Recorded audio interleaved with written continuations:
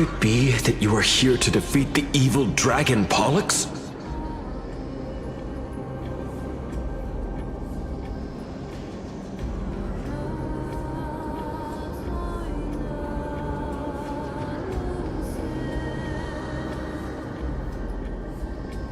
Pollux. Is that the embodiment of death? According to the warriors under the Centurion's command, that evil dragon has been dead for quite a while. The curse that condemns people to death didn't originate from it.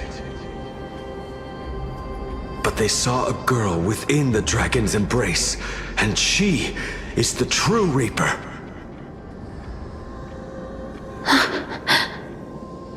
Pray tell, where is that girl right now?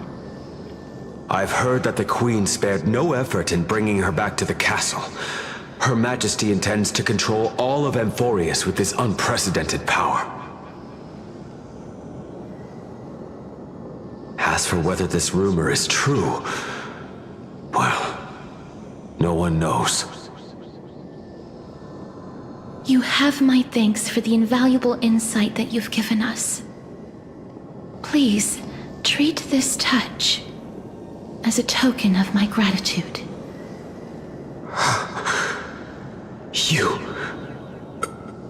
Are you...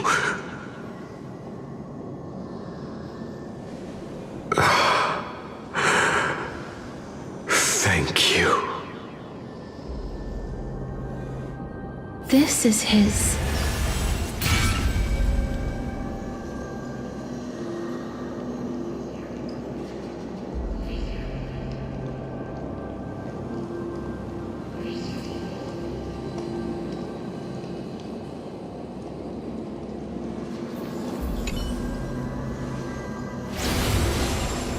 Then you granted him death? That isn't like you. You would have refused even if I commanded you to do so. I did it out of sympathy, believing that I wouldn't be racked with agony, but... I am still in a state of turmoil. Sympathy? Sympathy for that youth who triumphed in every battle? That young man was favored by Talantin, who taught him a move that will defeat any mortal enemy with a single blow and emerge victorious every time. He could rely on that move to always achieve victory during Era Chrysia. However, now that death has descended upon the mortal realm, that divine swordplay also means he can send others to death at will. In other words... You feel that he's similar to you? Yes. Since he can never be inferior to others in martial combat, death would be the inevitable outcome every time he strikes. That's why he approached me and pleaded. Pleaded for me to put an end to all of this. You are perhaps feeling lost from making your peace with death in so abrupt a manner. I have not made peace with death. I've seen the people of Idonia stand tall and proud in the face of death. Even before the fated finale arrived, they were already content with the lives that they'd lived. They had such proud expressions. Expressions that made me believe death would be an insult to these mortals if the concept is truly a power that a god had carelessly cast down upon the world. Perhaps death's authority was never meant to exist in this world. Just like how I shouldn't exist. I won't refute your beliefs for now, But would you be interested in listening to a story of mine? It's a fairy tale from foreign lands, told by the person who brought you to me in that ice field long ago. A tale told by the Queen of Styxia. What? Wait a minute. That means the girl born in the dragon's embrace, the personification of death these souls talked about. That's you, Cass? I've already had an inkling for a while now. But I honestly have no memories of Styxia. My memories only begin after Amunet brought me to Idonia.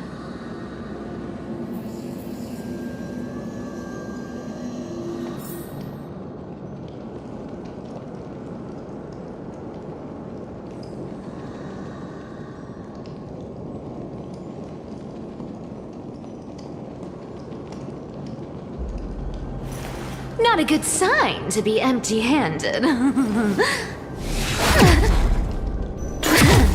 You can't get rich by waiting.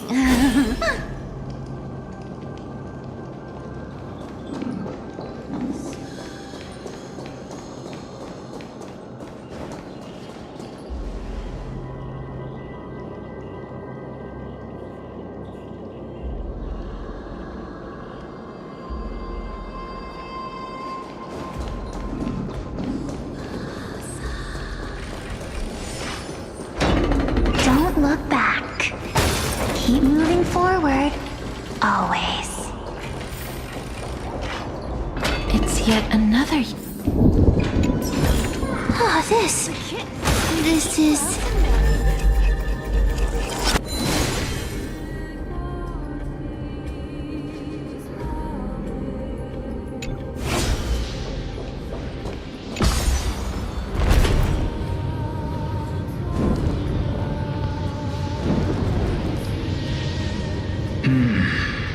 Living ones?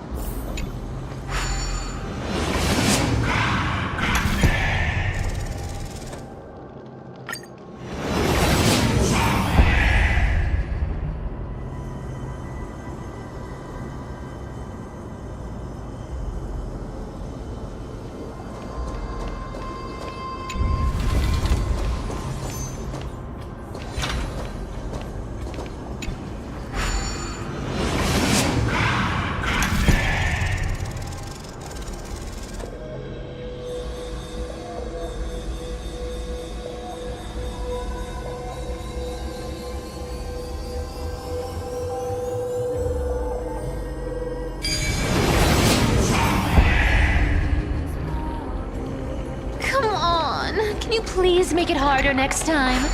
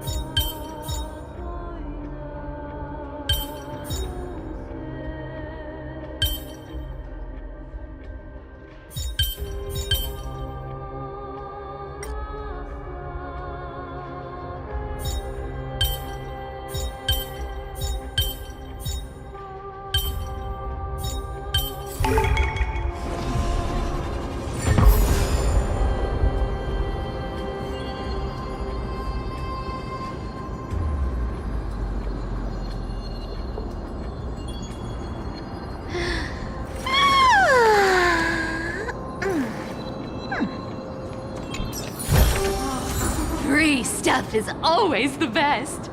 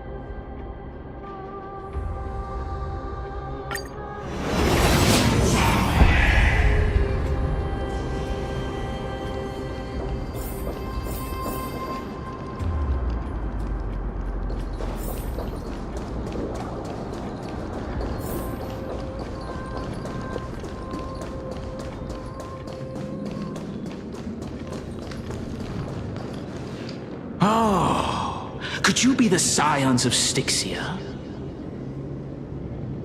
Did you hear about the great work that I'm doing here, and have thus arrived to give me the last material that I need for transmutation? Great work? Have you heard of the great name of Pollux, perchance?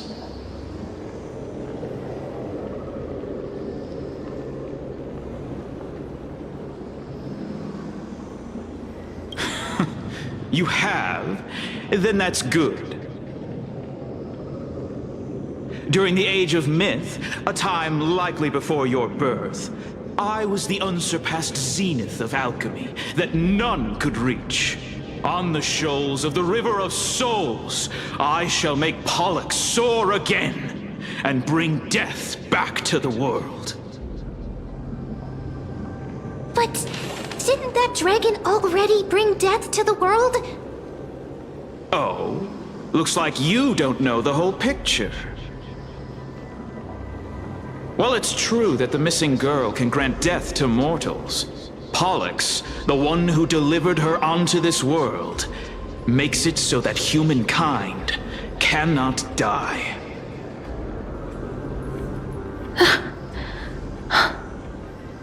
So, it's just as I feared. This is my guess. The deceased are supposed to drift down the River of Souls until they reach the end of the West Winds. But this River of Souls was blocked by Pollux's fall. That's right. That's why it's imperative that I bring the dragon back to the mortal realm and make it soar the skies again. I have long since prepared my alchemical matrix in the tower, although I am still missing the most crucial material of all. That final ingredient, the final sacrifice, is none other than the girl who lives out her days with death. Huh? What's going on? You didn't touch him, did you? I know that I am no longer capable of carrying out that task. Take this, all of you, and please fulfill that great undertaking on my behalf. This... We had been inebriated in Fagusa's feast for too long before we began to seek divine bestowed death, so that we could be freed from the whims of fate. However, that brought doom upon us. Instead of summoning a supreme god, we encountered a monster that cut off the River of Souls. That detestable dragon Pollux denied all the dead from the gates of the nether realm. Unable to rest in peace, these departed spirits engulfed Styxia like a roaring tide. As a result, my city and its people no longer exist. That child is the only person whom I managed to save. Born within the evil dragon's abdomen, she has possessed the talent of death since her birth. She must have been granted to us by the gods as a chance for us to atone for our sins.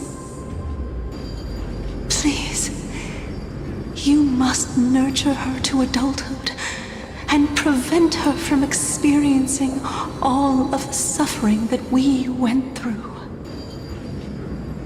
I promise that I will care for her as a mother, that I will protect her from the evils of death.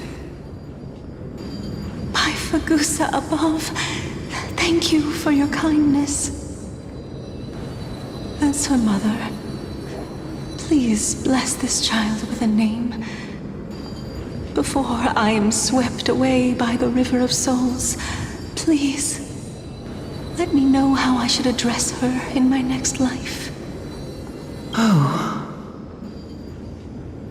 Like how a transient raven butterfly, a fleeting papilio castor, perches on the twig of death. Castoress. That shall be her name. That's where my name comes from? The sound's back. What is making that ruckus?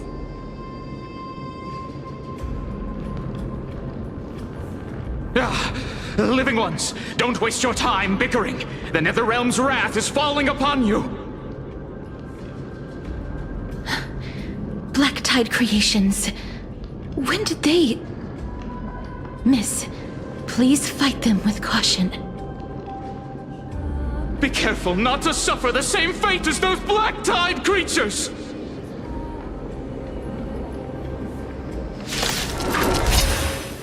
Everyone, hide behind me!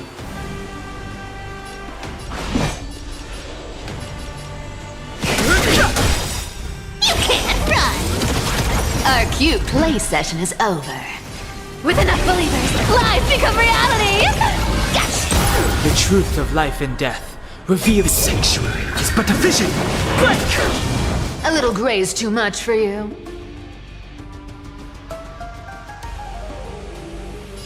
Tough luck running into me! Found me. Lance forward! You can't run! Try that again!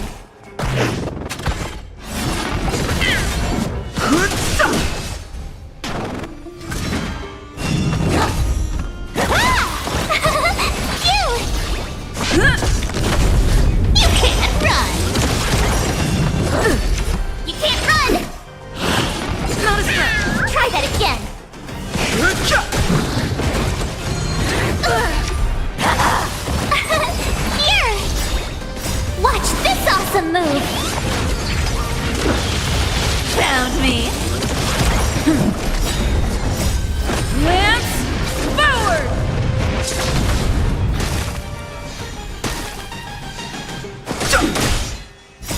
The sanctuary is but a vision. Break! With enough believers, lives become reality! Gotcha!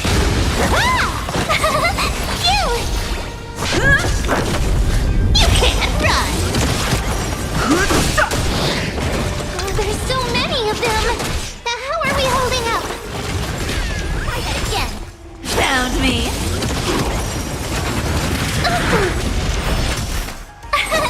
Here! Try that again. Watch this awesome move! You can't run! The sanctuary is but a vision. Break!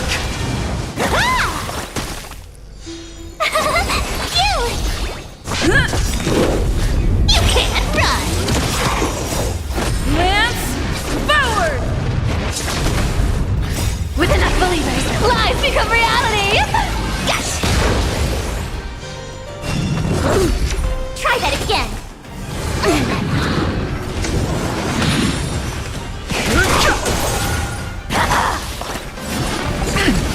You can't run! Here! Try that again. Found me.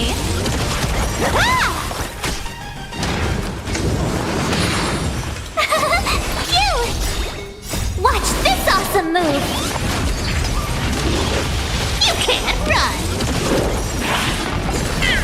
You can't run!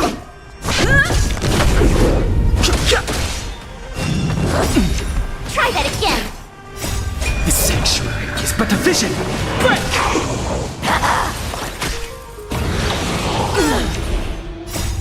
Lance forward! Found me. Here!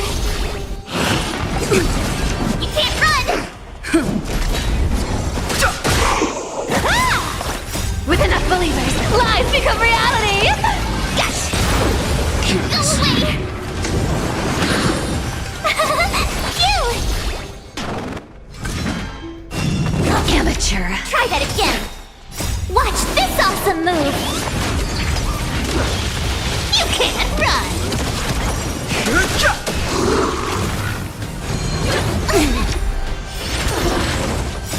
The sanctuary is but a vision!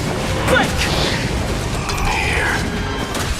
For the Feast of Strife. On their triumphant return.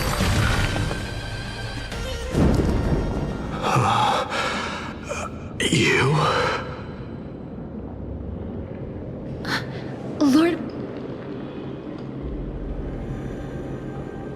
Lord Mighty, you've been through some tough battles once again. That black tide. I will find my path of return. And go back to the world of the living. And continue my protection. Lord Mighty, I have always wanted to. Why does death reject you? I'm the one resisting it. I must resist the temptation to go with the flow.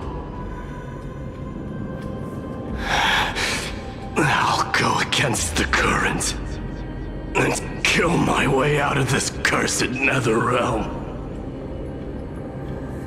That is my destiny.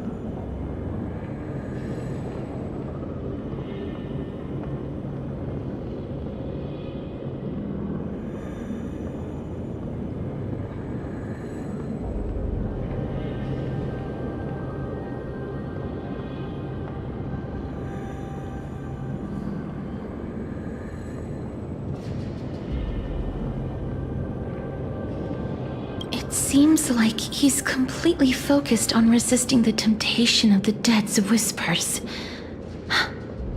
He's working hard every minute to deny death. It seems his battlefield is not limited to the world of the living. Lord Mighty, are you willing to travel with us? We're headed for the Matrix inside that tower, to summon Thanatos from their prolonged concealment.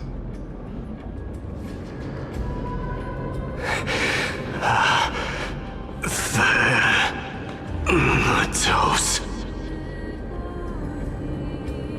Challenge. Death. That's right. If we can work together and defeat them, you won't have to be troubled by the curse of... Let's go together, Castoris. Let the person who has brushed against death countless times guide your way. Cass, are you sure you want to do this? The alchemist said he wanted you to be a sacrifice. I'm not afraid. There's no reason for us to turn back anymore. Rather than standing still, taking action is by far the better option. Perhaps fate might take pity on us today and show some compassion.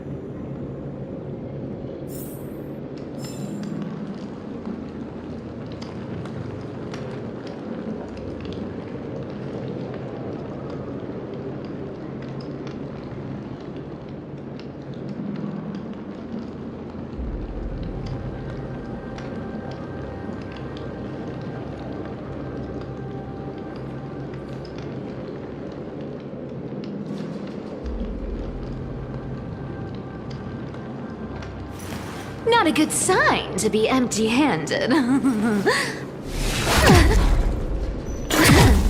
You can't get rich by waiting.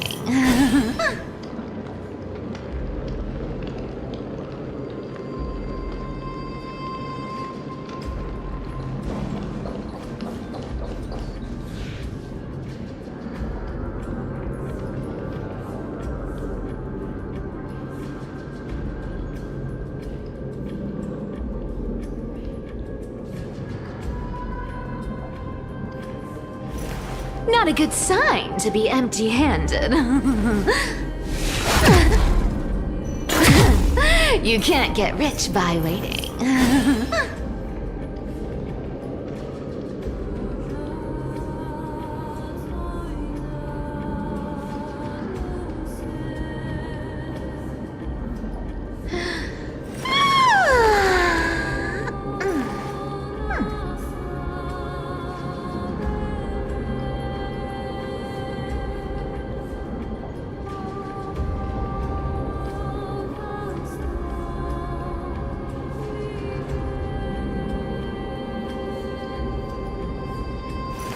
Not a good sign to be empty-handed.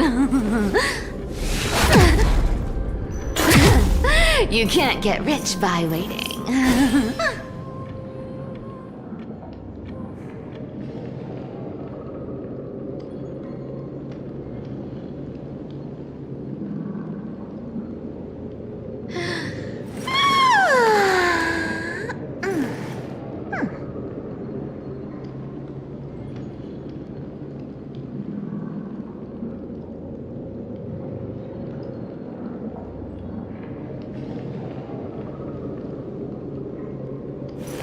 Not a good sign to be empty-handed. You can't get rich by waiting.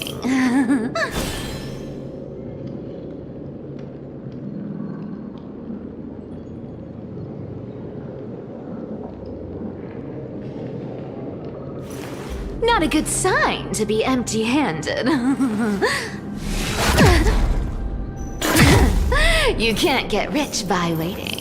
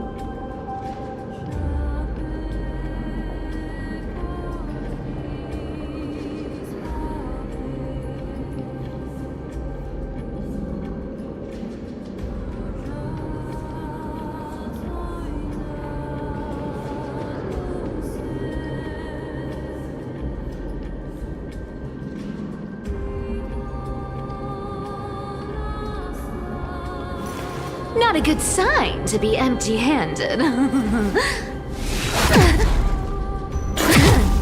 You can't get rich by waiting.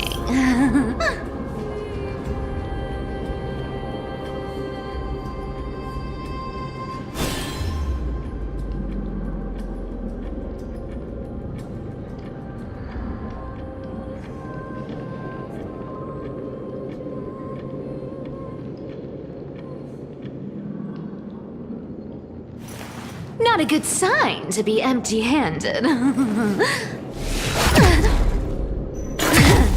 You can't get rich by waiting.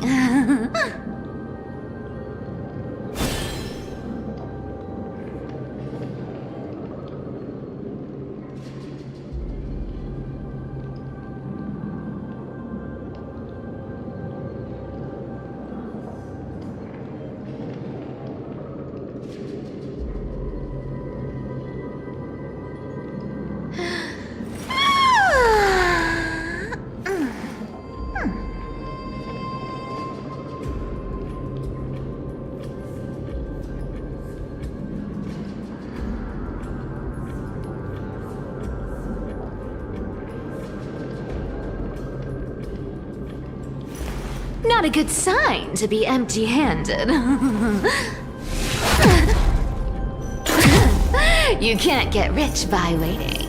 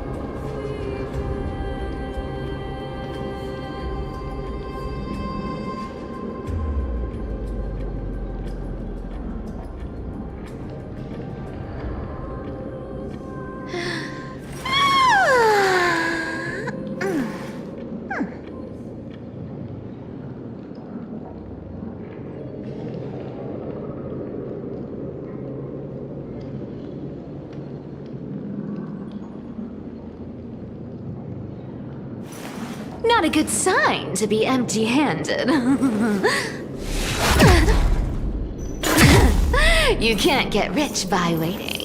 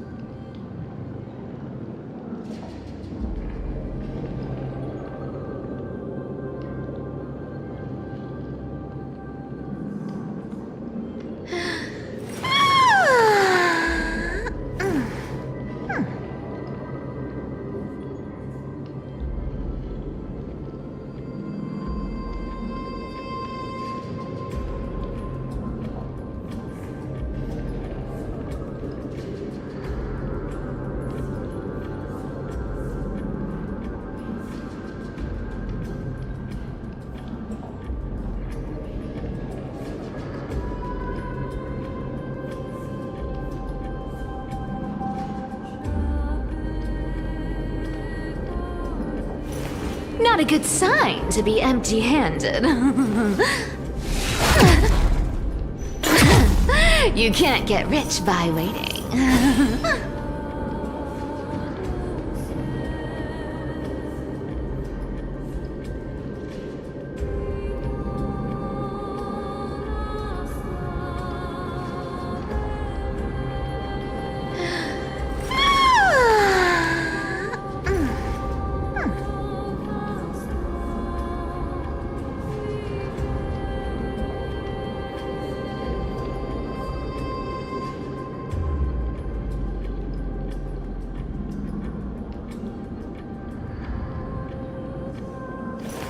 Not a good sign to be empty-handed. You can't get rich by waiting.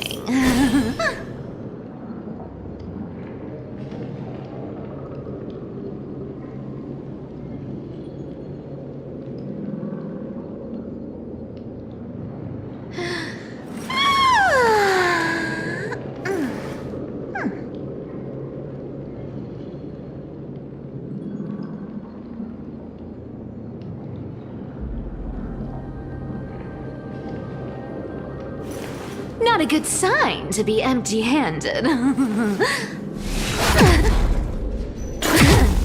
You can't get rich by waiting.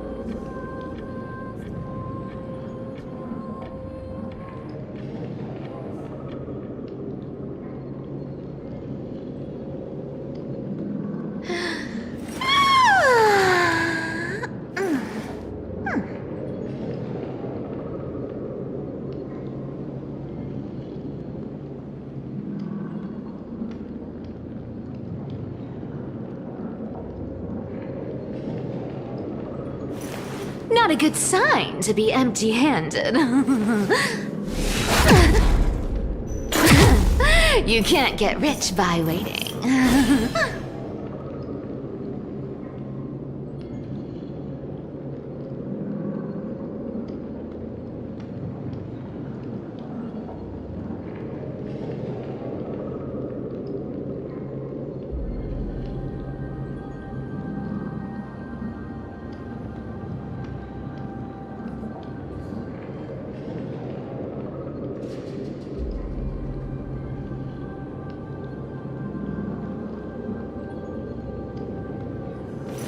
Not a good sign to be empty-handed. You can't get rich by waiting.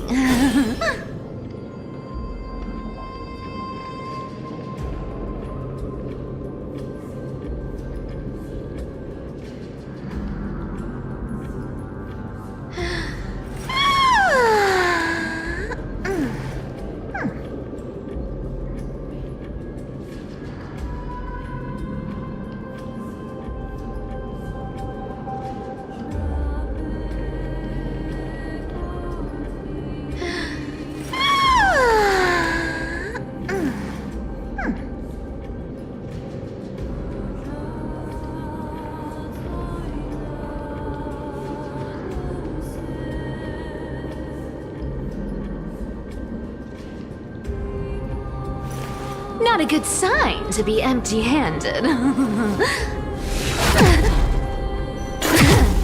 You can't get rich by waiting.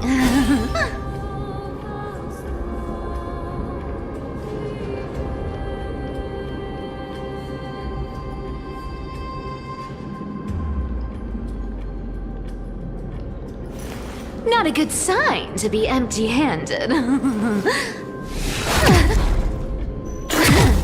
You can't get rich by waiting.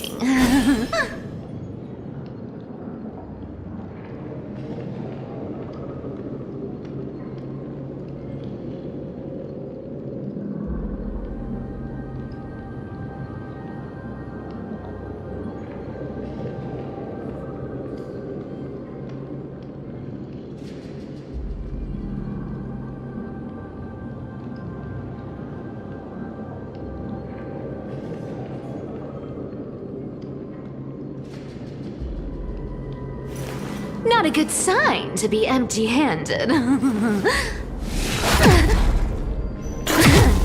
You can't get rich by waiting.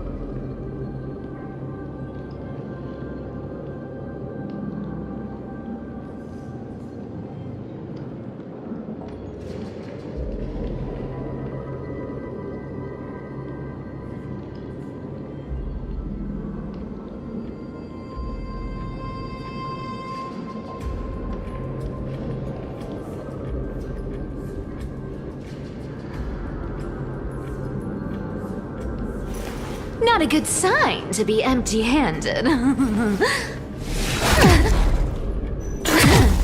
You can't get rich by waiting.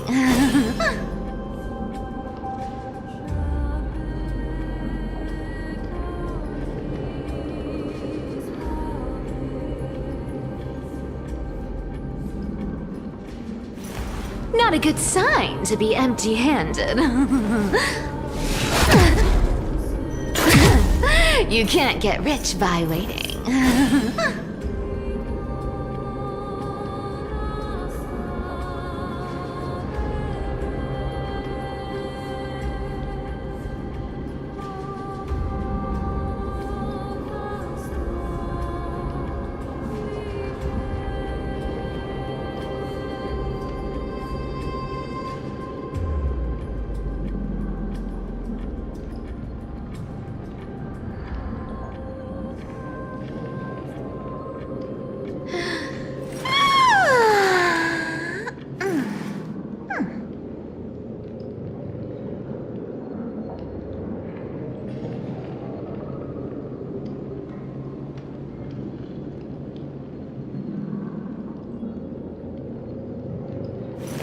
Not a good sign to be empty-handed. You can't get rich by waiting.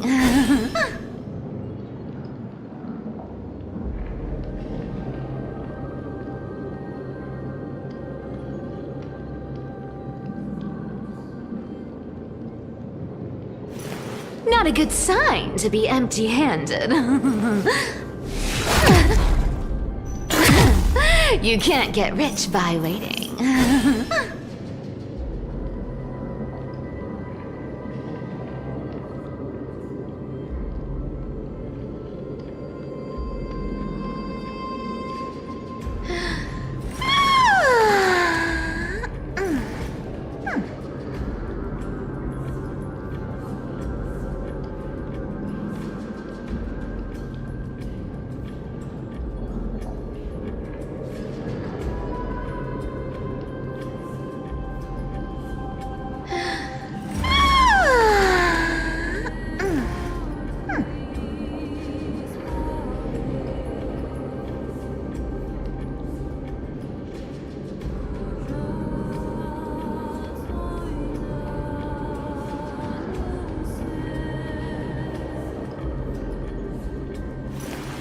a good sign to be empty-handed. You can't get rich by waiting.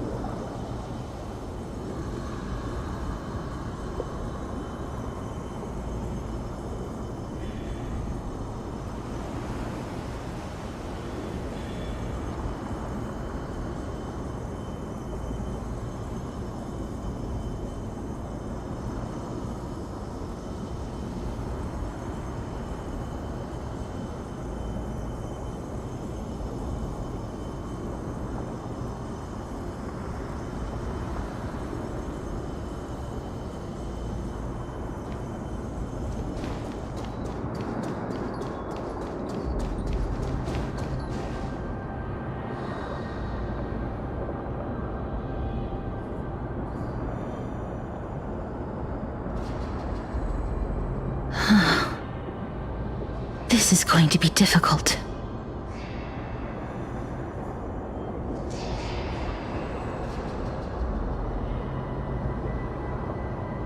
I'm familiar with this kind of mechanism.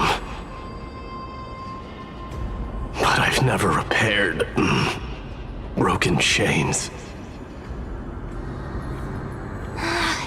If I was more powerful, I would be able to carry one person with each limb and fly the four of us to the other side. The Rune of Recollection is here, but I can't find the miracle orb anywhere. So weird. Oh, could it be in that collapsed tower in the distance?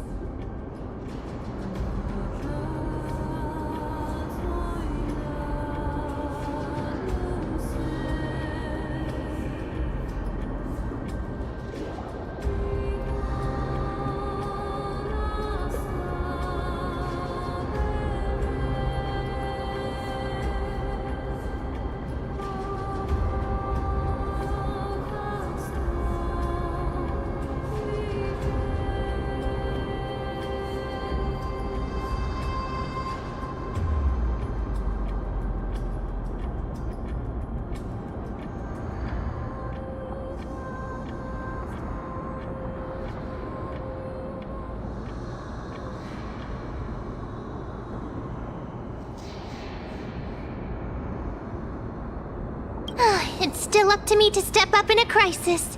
Wait here. I'll go check things out.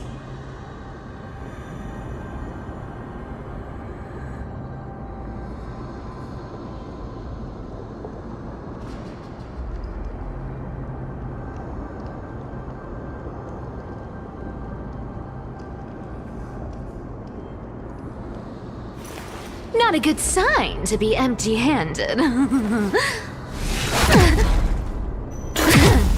You can't get rich by waiting.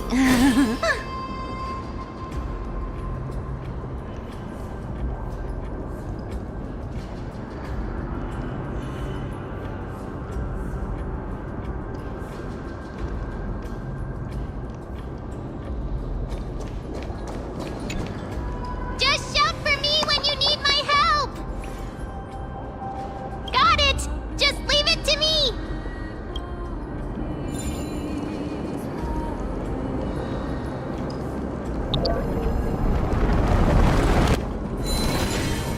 Mem did it. The pink squirrel. The miracle's range is limited. Please come a little closer. Aren't I a good fit for Ornyx's priest? Of course. You're the most competent priest ever.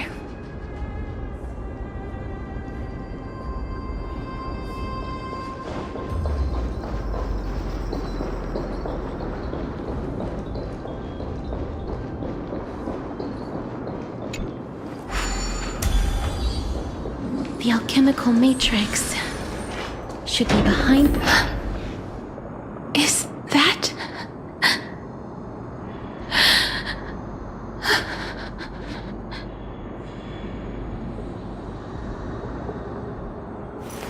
Not a good sign to be empty-handed.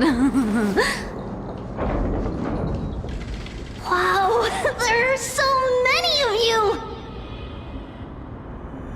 It's little Cass and little Gray.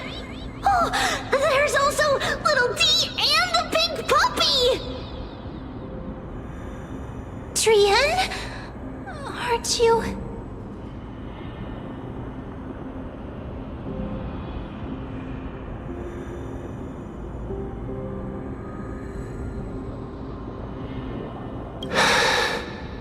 This is the first time I've encountered a deceased friend while going upstream in the River of Souls.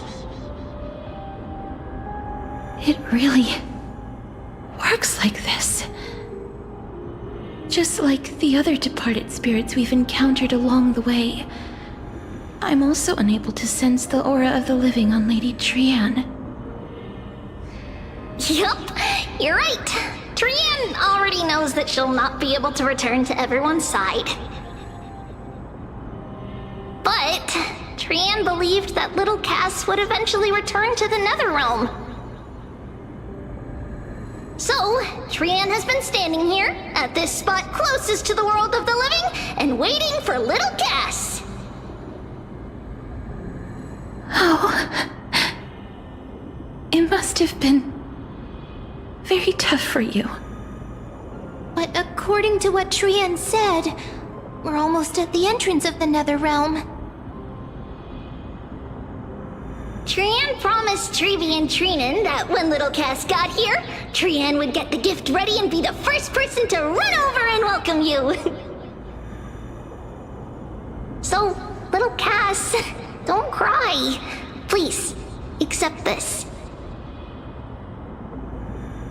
We finally finished it! This is what Lady Trebi once mentioned. The gift for me that you didn't manage to finish. The Holy Maiden of Yanis.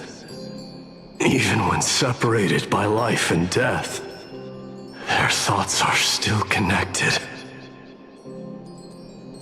Trian spent a lot of time drawing this. Trian hopes that little Cass likes it. Seriously? It's seriously a wonderful drawing. Lady Trian.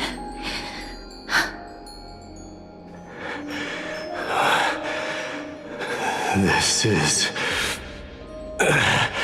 our flame chase journey. Little Cass, we don't know what your journey was like before. Trevi has always said that it must have been a very harsh and frightening journey. But little Cass no longer has anything to fear now, because everyone is here with you in this flame chase journey! That's right. Only now, when I see Lady Trian's gift, do I realize that I've already obtained so many things I would never have dared to dream of since I embarked on the flame chase journey. It's the first time I've gained so many companions. The first time I picked up the hobbies of crafting and photography. The first time I had dinner with someone else.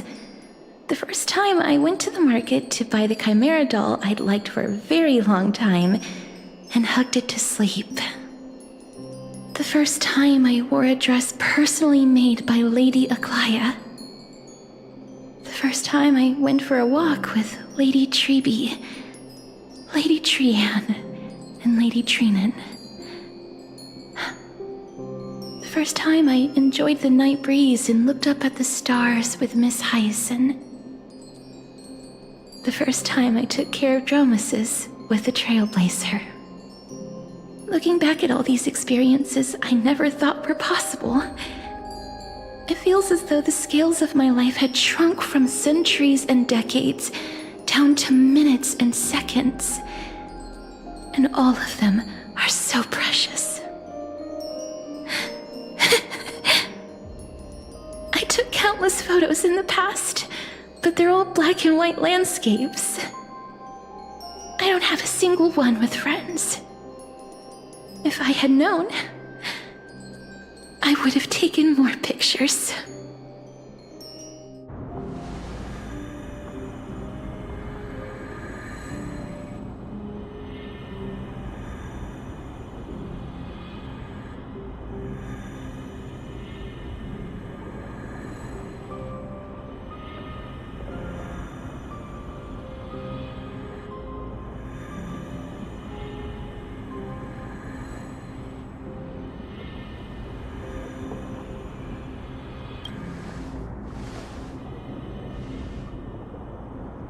Trian says yes! Trian likes little Cass and would love to take a picture with little Cass. Sadly, being departed souls, our images cannot be captured in the world of the living.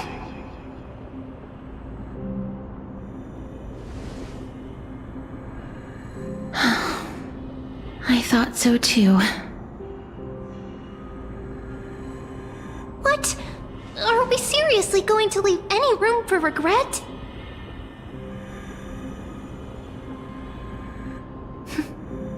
There won't be any regrets.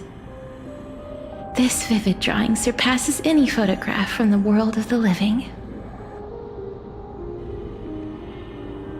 Little Cass smiled.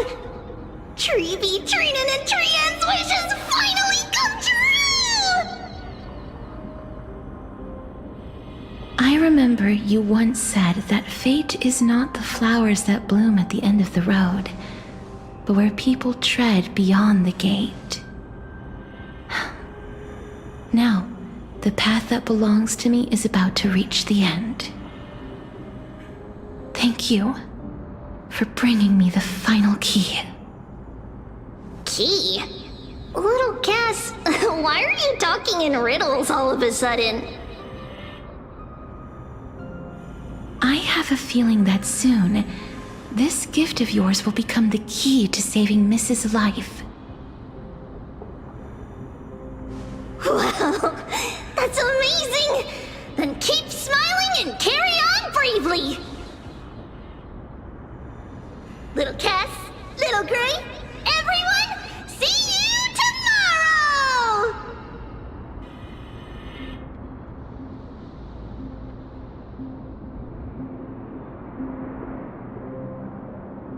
Lady Trian. The aura of this place. We have indeed reached the end of the stream of souls. If I go any further, I might lose myself. I must leave now, for the black tide still wreaks havoc in the realm of the living.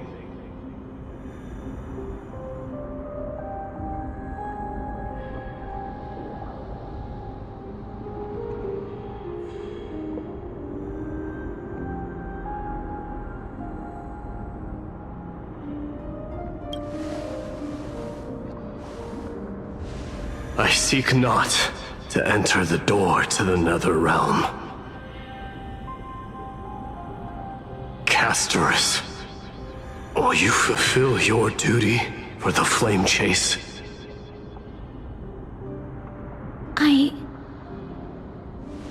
I have yet to make my decision, Lord Mighty.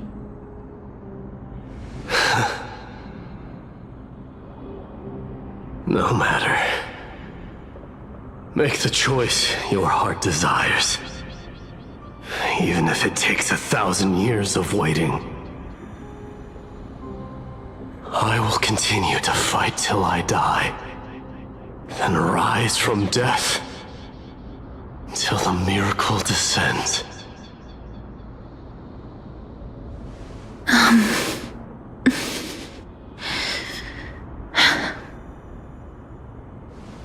There is one more thing you should know, Lord Mighty. What is it? Professor Anaxa may have deduced the principles behind the Era Nova. You and I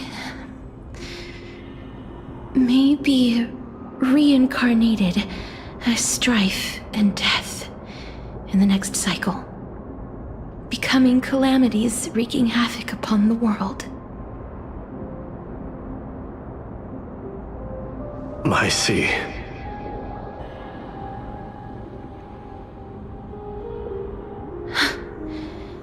Is that all?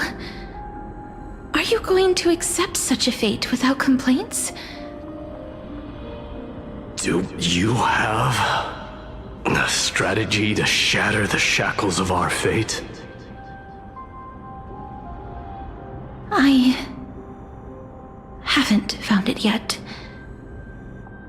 Perhaps I never will.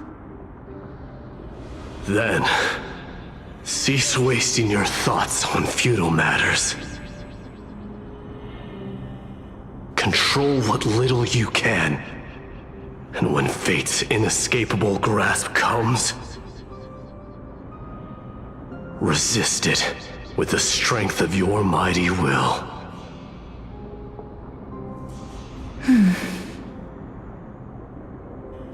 Thank you, Lord Mighty. I will find the right decision.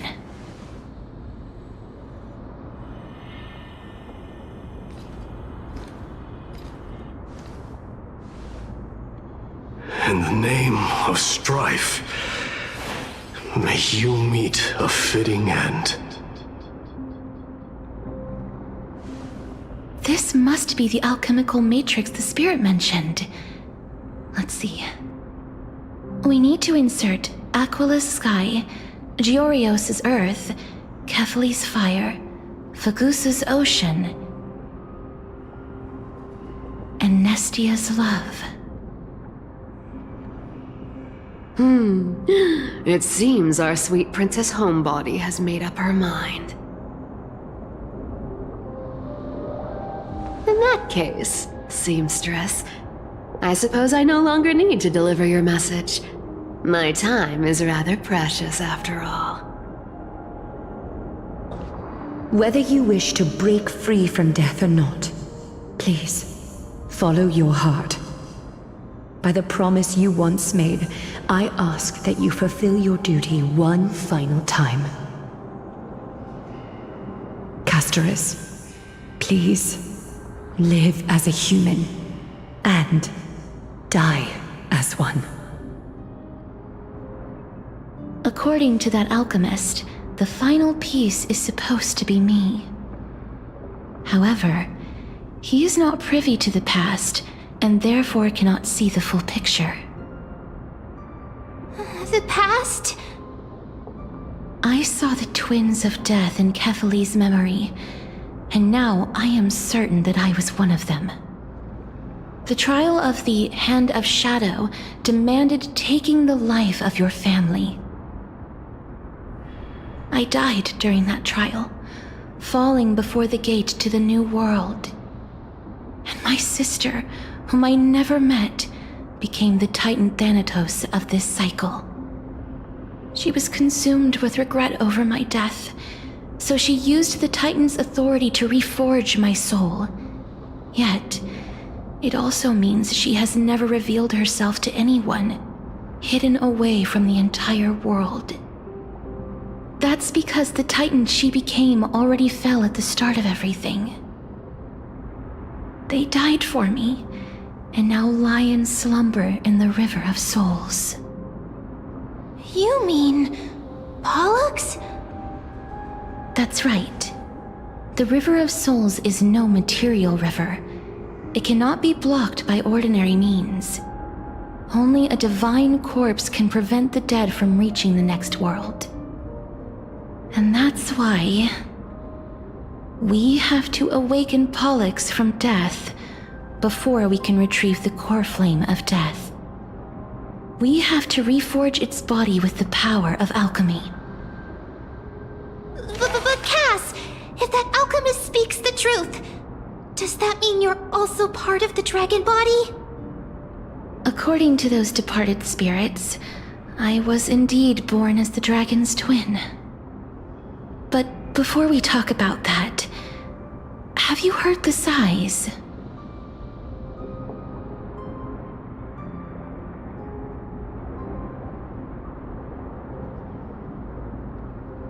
I heard them too. So what are those? I think it's probably the sign of Pollux's wish being fulfilled. They must have realized how heavy a price they'd need to pay when they used their divine authority to resurrect a dead woman. That's why they exerted every ounce of their strength to send me to Styxia, a city that called for death, a land where none is hostile to death. They never saw their wish fulfilled and fell so prematurely, all because they wanted to give me a new life. Pollux must really want to know how their sister has been after giving their all to save her. That wish is the reason Pollux's soul still lingers in the mortal realm even after their fall. So instead of picking up objects on the way here, we were instead showing things to a strand of yearning that lingers here. Now, we must weave these yearnings together and restore them into Pollux's complete soul. but all of this is just a hypothesis, right? What if we go through with the ritual and it turns out totally different? That's fine. As Professor Anaxa often reminds us, such is the nature of alchemy. The true outcome can only be known once the process is complete. This is why alchemy is also known as the miracle of creation. Now, the puzzle of Pollux's yearnings is nearly complete, with only one final piece remaining. I shall reveal what they have been yearning to know in the alchemical matrix. I will show them my whole life since I left Styxia. Lady Trianne has already drawn a picture of my entire life, and it is now in my hands.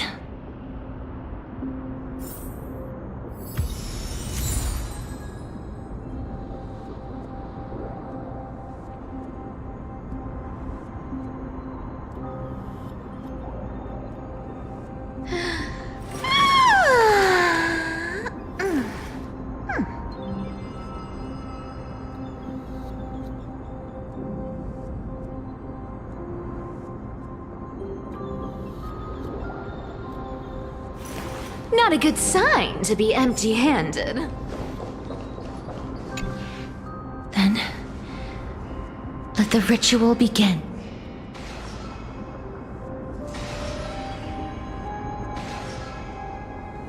And now, the objective is complete.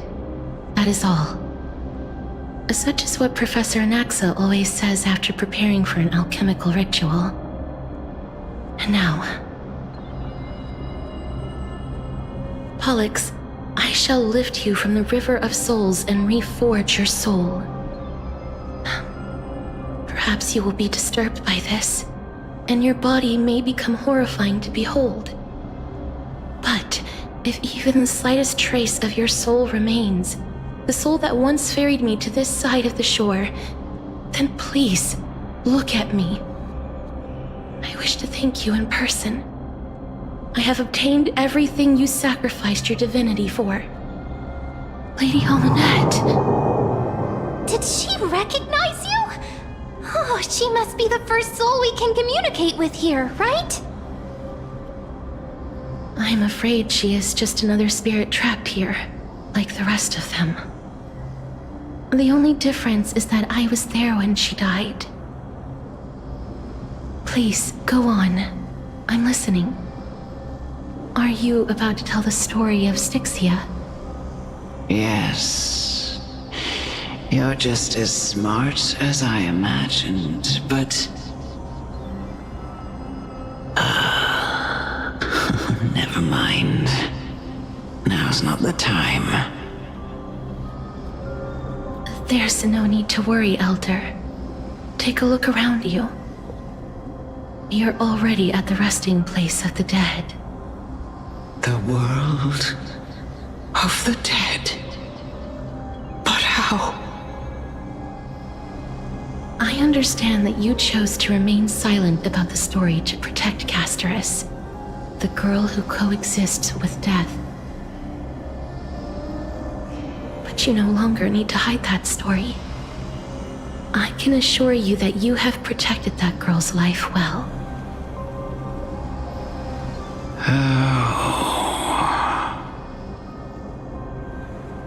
Well, in that case, let me begin.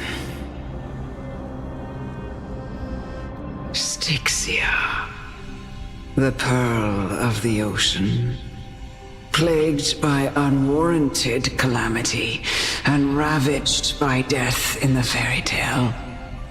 It was the first city-state to shift their faith towards death, even before Idonia did. From where you stand now, I suppose that's a bit hard to believe. Right? Indeed. I cannot imagine that those from the Era Chrysia, blessed with eternal life, could ever yearn for death. I have pondered the same question, child. But I am afraid there is no clear answer to it. Journeys and epics are only glorious and magnificent because all things eventually fade to dust. That's how someone once explained to me why death isn't necessary to the world. But I still can't take that as the final answer. Would a world without journeys and epics be worse off? I take it the one who spoke this line was a general, or perhaps a warrior. I, however, did find some inspiration in these words. Would you like to hear my thoughts, Castorus? Please enlighten me, Lady Amunet. Though I have already made up my mind on how to handle the authority and core flame of death. Your words might truly guide me toward the path forward. You and I are neither warriors nor generals. Therefore, journeys and epics cannot truly resonate with us.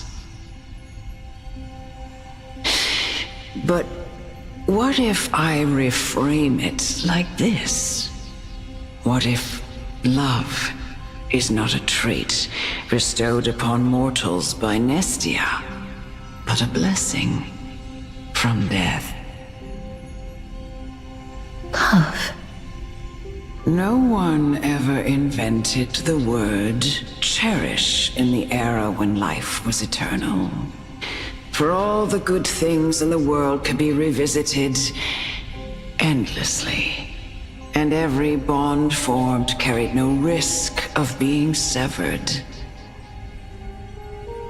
The so-called Era Chrysia was an age devoid of both virtue and sin. People did not truly live.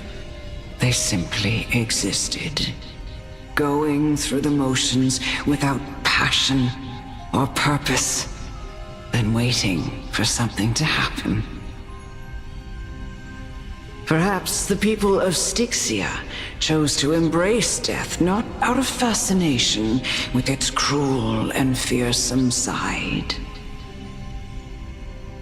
but instead became fixated and obsessed with the impulses and desires tied to a finite existence.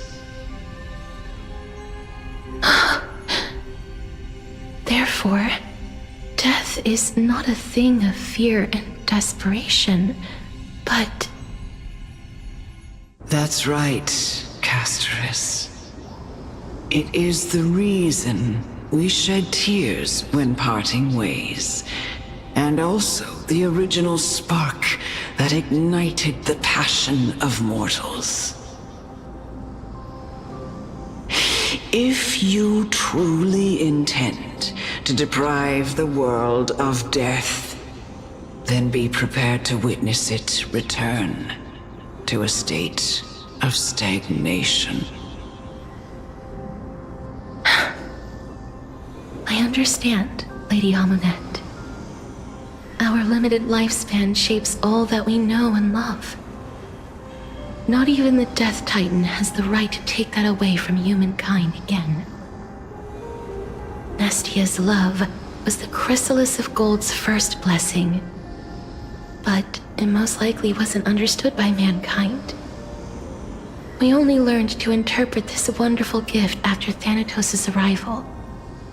If the world was bereft of death, then the Queen of Styxia wouldn't have played midwife in delivering me into this world.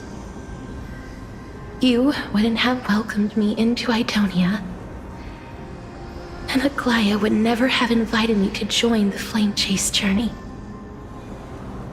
None of these stories would ever have happened, and I would never have lived, let alone found happiness. Thank you, Mother.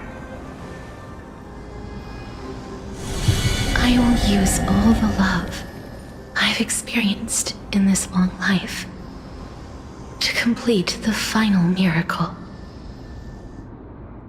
My teacher, Anaxagoras, grant me the wisdom of all things. I call upon thee, the stripped dead dragon's corpse.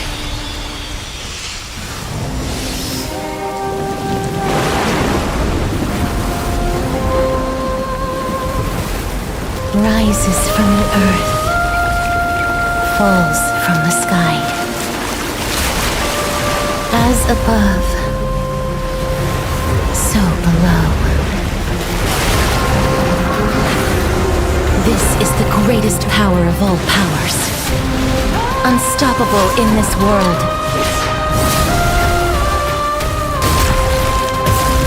The great work that commands all death. I shall grant you embrace.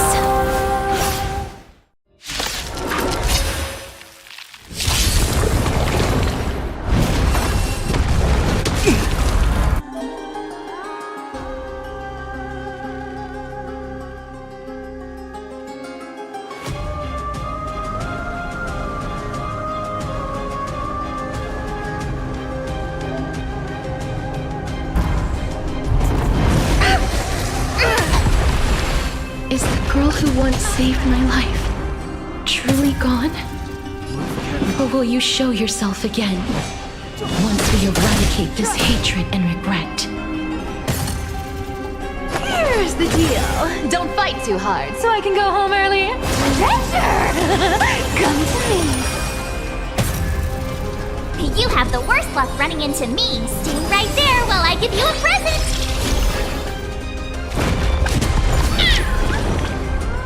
You can't run! Lance up the ready. To the finish. You found me!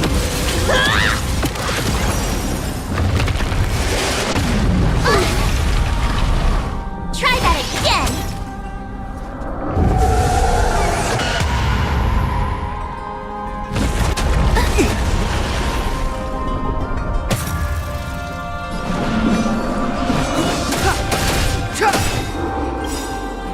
The truth of life and death, revealed this sanctuary, is but a vision.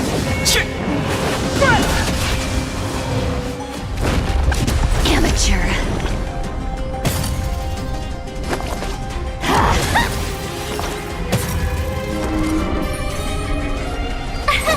Here!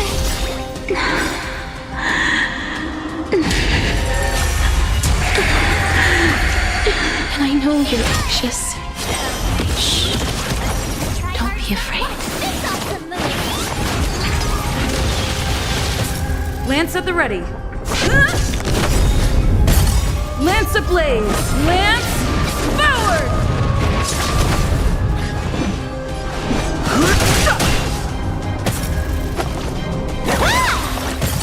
Are cubed with enough believers. Lies become reality!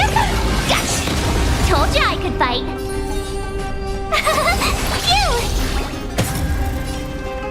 Phew! You can't run!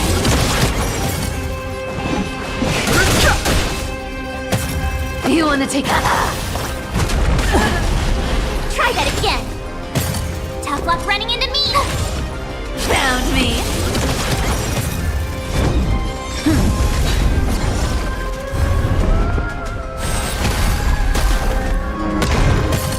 Fighting is meaningless. The truth of life and death, revealed in an instant. The sanctuary is but a vision! Break!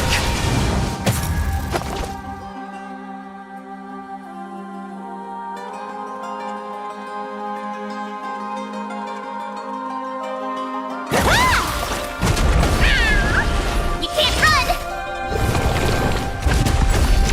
Try that again! My turn! You can't run! I'm on guard.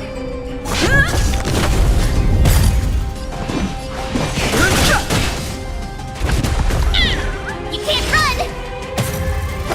Come to me!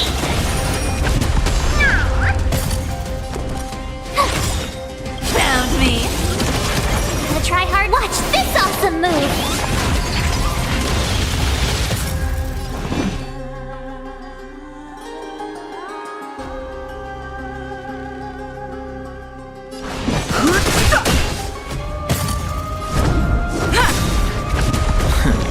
Try that again! Don't fight so I can leave early. I'll take it on! There's no more need to weep in grief. I will grant you peace. Lance ablaze! Yes, it's me. I'm back.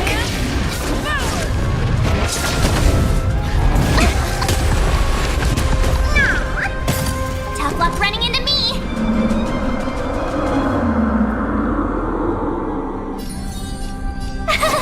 Phew! Try that again! I've no interest in The truth of life in this sanctuary is but a vision! Break! You can't run!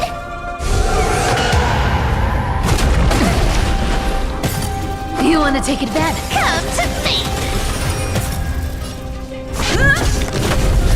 Found me?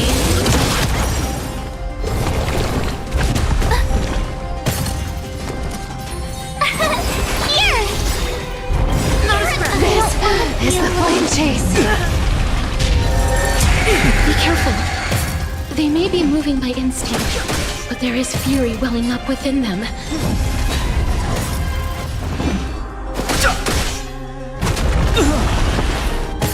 Lance at the ready.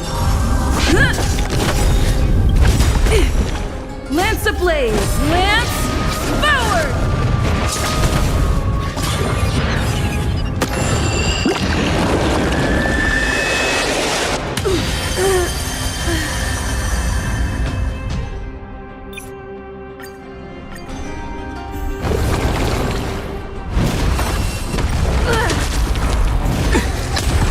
Is the girl who once saved my life truly gone?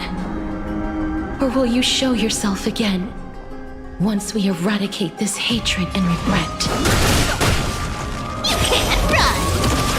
Don't fight so I can leave early.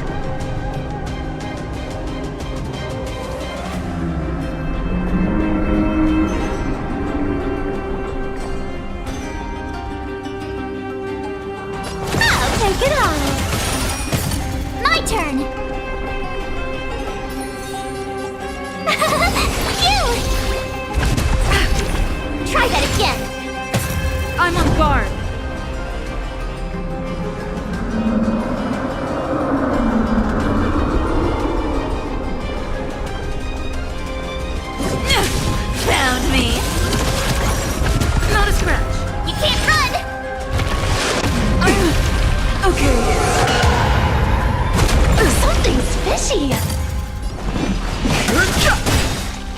truth of life. The sanctuary is but a vision. Break! Not a scratch.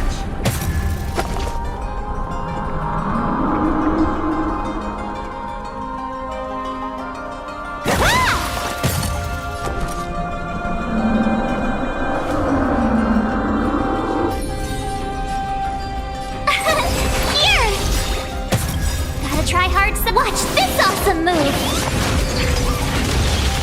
You can't run! Lance at the ready. Lance ablaze. Lance forward! Try that again! You can't run!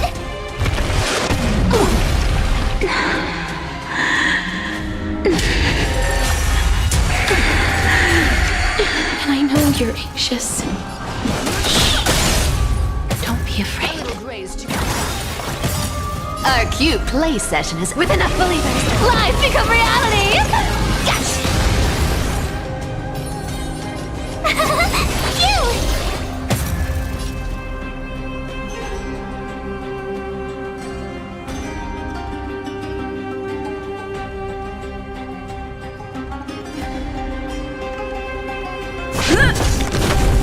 Found me. I've no interest in conflict.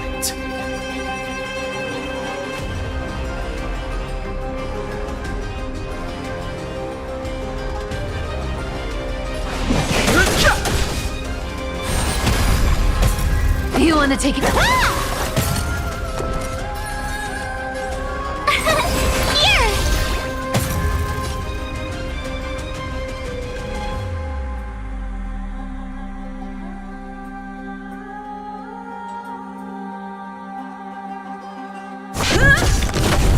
You can't run! Fighting is meaningless.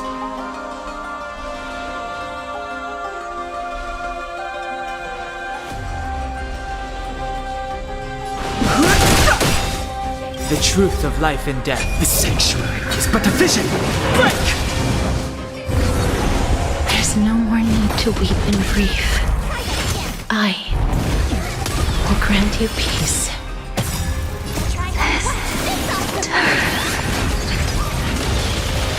Yes, it's me. I'm back. Tough luck. I'm on guard. Try that again. Lance ablaze. Lance forward! Something's fishy. You can't run. You!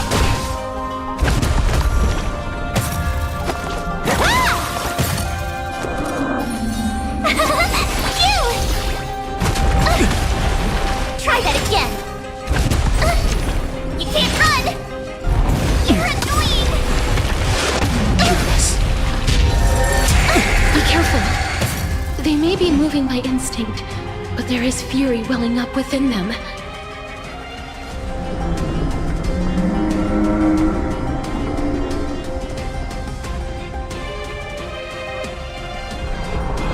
Don't hesitate. You can't run. Lance at the ready.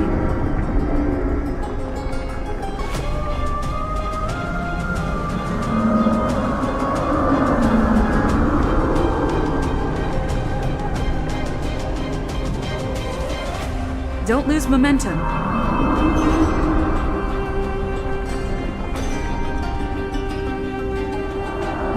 Try hard some. Watch this awesome move.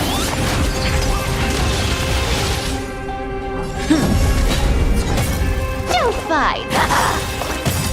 Our cute with enough believers. Life become reality. Gotcha. My turn. Found me.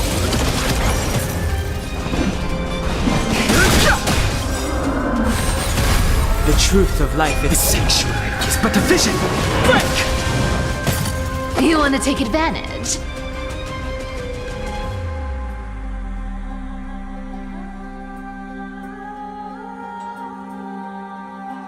Come to me. barn.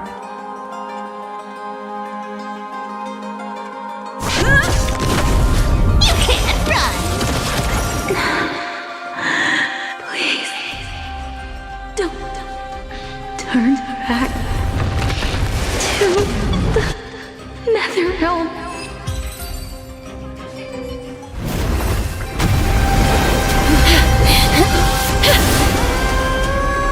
O death, sleep in peace.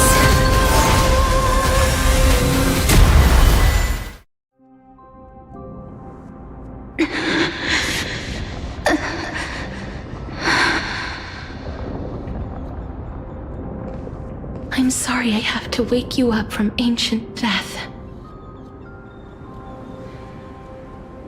And I know you're anxious. Shh.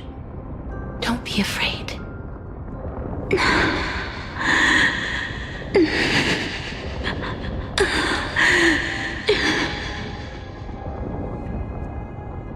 Do you remember me?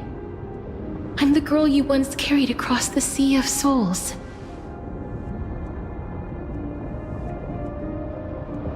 I'm sorry I wasn't able to remember you, but with the help of many people, I was finally able to pick up these broken fragments of my past. I'm back, Pollux.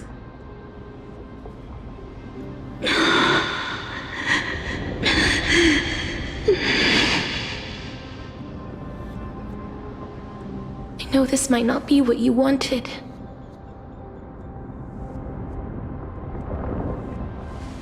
But I have to do this.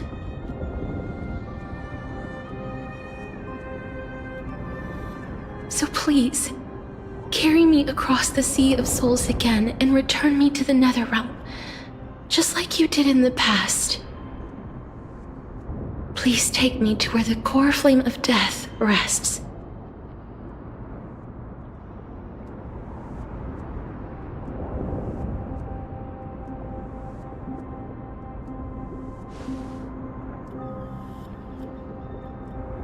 I'll be going now.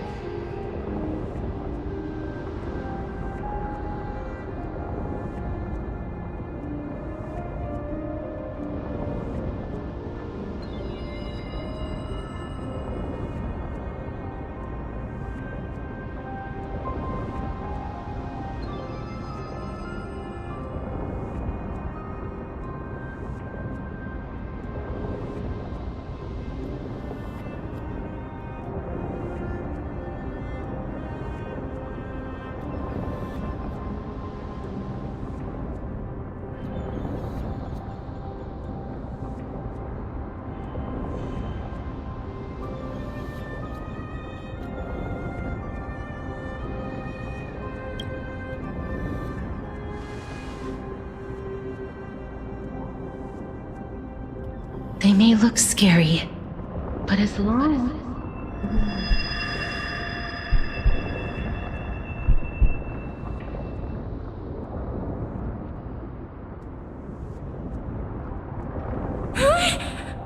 What's wrong?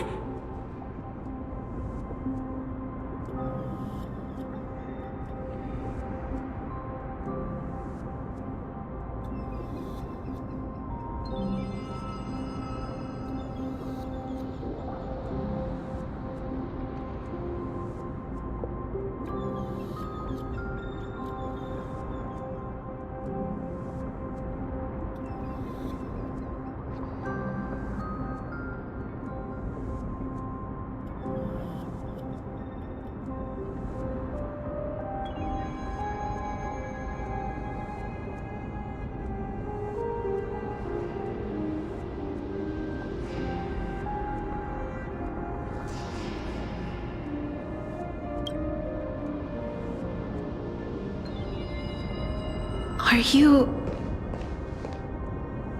What's wrong with her? Her time is almost up. If I don't go now, I'm afraid her soul will return to Thanatos' embrace before me. What? Oh no! Is there anything we can do? Don't worry. I promised I would ask Thanatos for the Trailblazers' right to roam the Earth again. Mem, stay here and keep a close watch until I return, all right?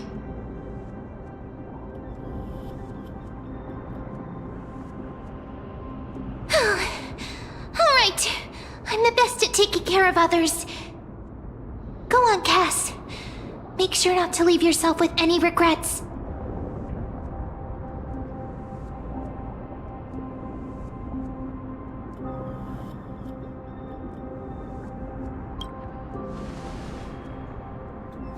That's not funny! It's a deal then.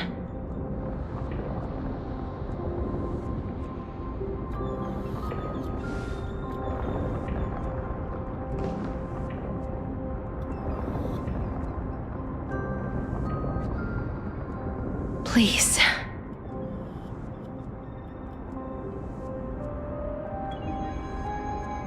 Wait for me.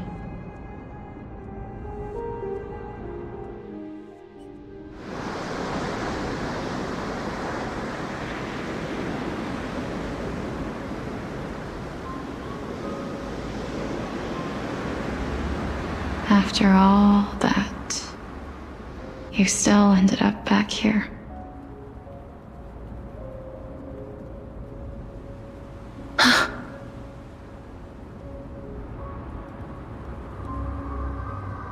So the legends were true. The Netherrealm really is a sea of flowers. Yes. Just like the flower fields we tended to back then.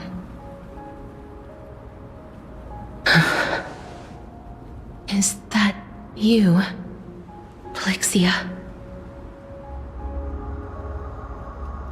Do you remember me? I don't have the memories from that time, but I've seen you before during an experiment.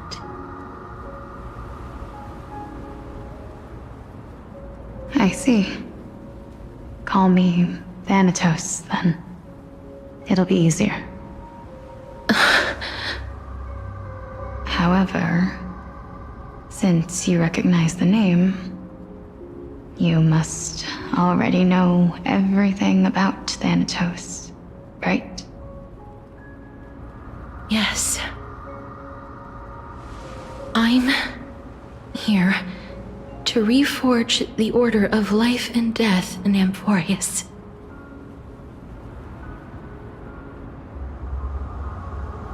You know, my sister was a sympathetic, but rather sensitive person. Whenever she didn't want to say what was on her mind, she would avoid eye contact and look off into the distance. Just like what you are doing now. Can you tell me about the last Era Nova? What did you do, Polixia?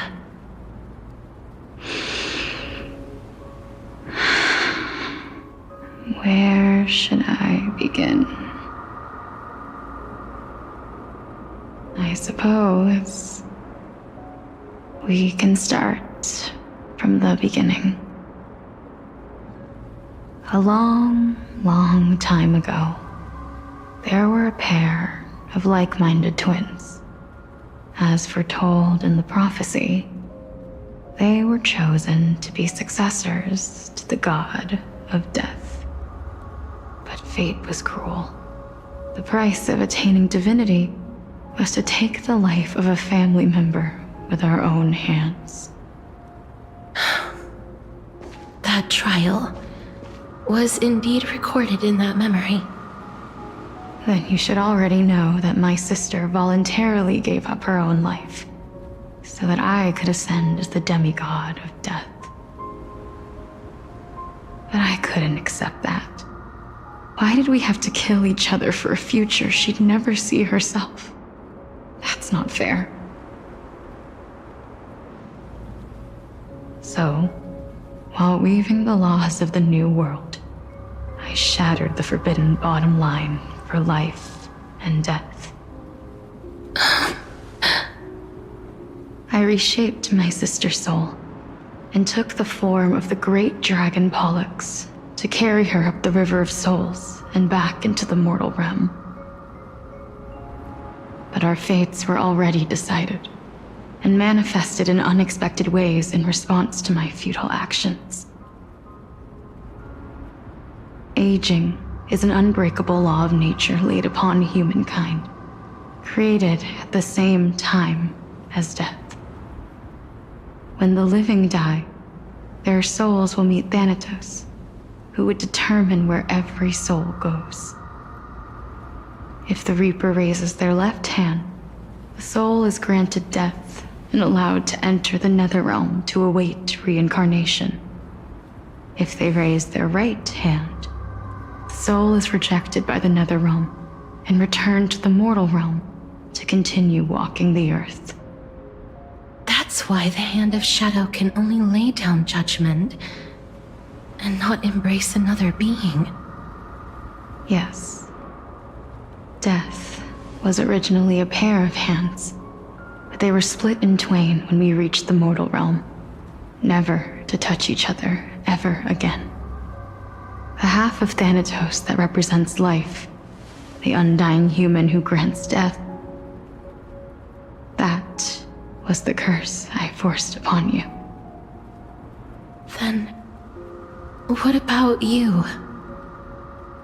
As the half of Thanatos representing death, I shoulder the fate of defying death. I died the moment I entered the world of the living.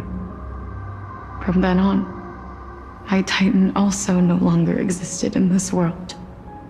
The cycle of life and death stopped. Souls were denied their audience with death and were left stranded within an ever-rising river of the dead. What irony.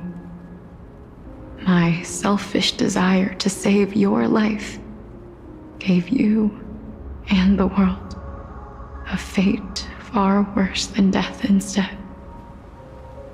Then, what was left of my reason was left behind in the Netherrealm, where I've been taking care of these flowers day after day, until there is now a sea of them, all while mulling over the subject of life, death, parting, and enduring an endless loneliness.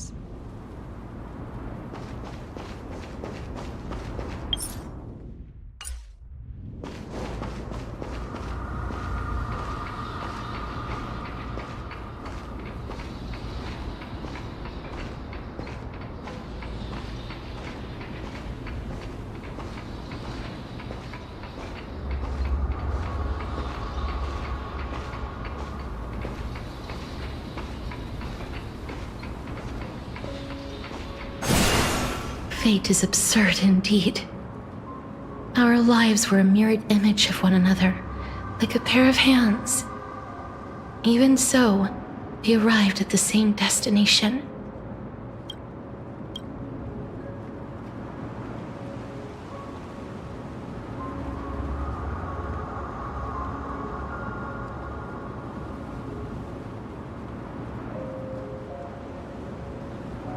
We walked different paths, yet experienced the same pain. I had hoped that maybe you would at least have a good life in this cycle. I'm sorry. I lived my life well. It didn't go to waste. As far as I'm concerned, You did nothing wrong. Even though I forced the authority of granting death to humanity upon you, a total stranger. Too many responsibilities were forced upon me in the course of this long journey. I was once lost, even upset.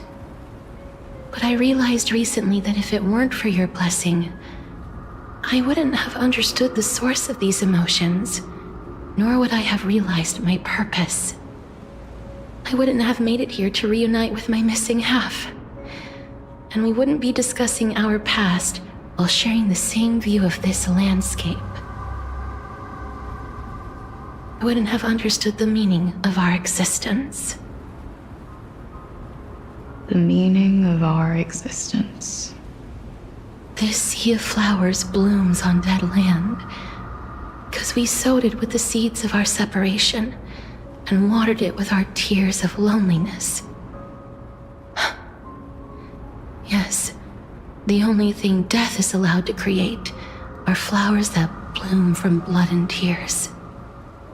That's why Thanatos cannot create living beings at will, nor can the hand of shadow determine a person's remaining days.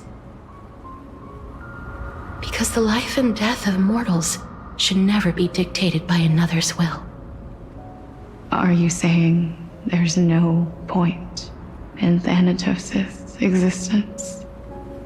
No. No single being can bear the scales of life and death on their own, not even a god. Life and death weigh equally heavy. We both know that now, don't we? You, too, must have had a difficult life.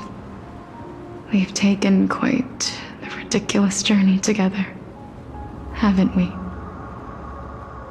I had a feeling, even back then, that we would meet again one day. Not to embrace one another after a long separation, but to come in search of retribution. Tell me the answer that's already been written, and let us draw this seemingly endless fate to a close.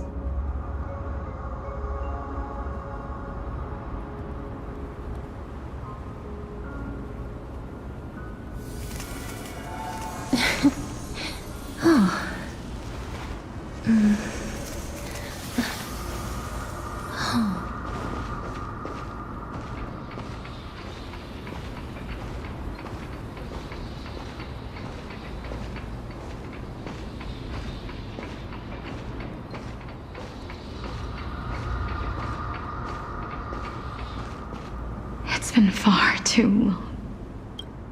I've waited here for centuries, watching day after day as desperate spirits are denied by this lonely wasteland. I always hoped I would see you among them, but I was also afraid of seeing you. I didn't know how I could possibly face you again, but more than anything, I was afraid that you might have forgotten all about me. I know. But don't you see, Polixia?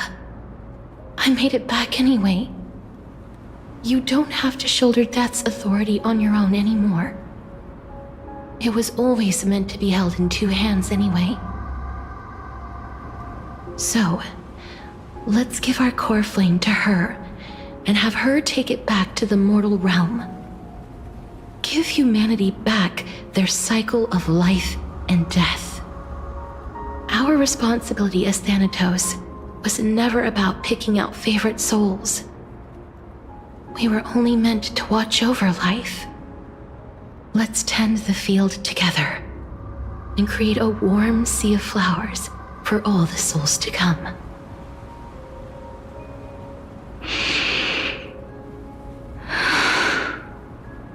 What do you think, Polixia?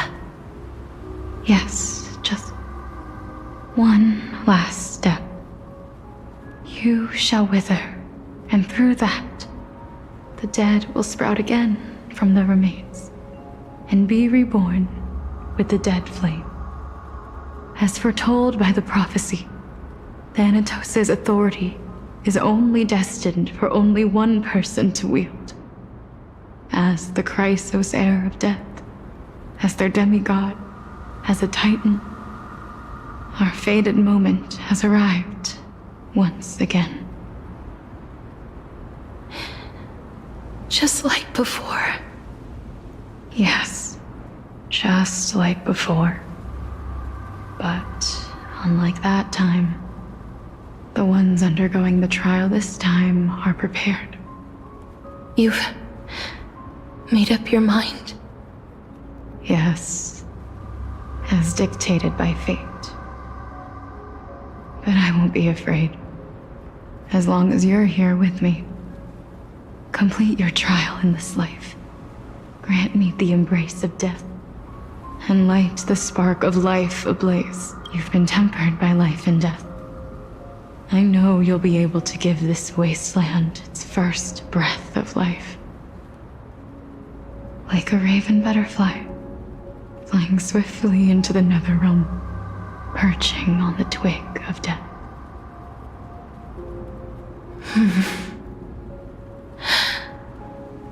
I will. After this, I will remain permanently in the Netherrealm.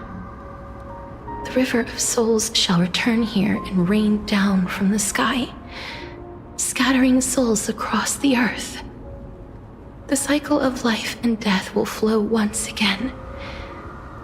This sea of flowers you sowed shall bear countless joyous or sorrowful souls, and bloom evermore.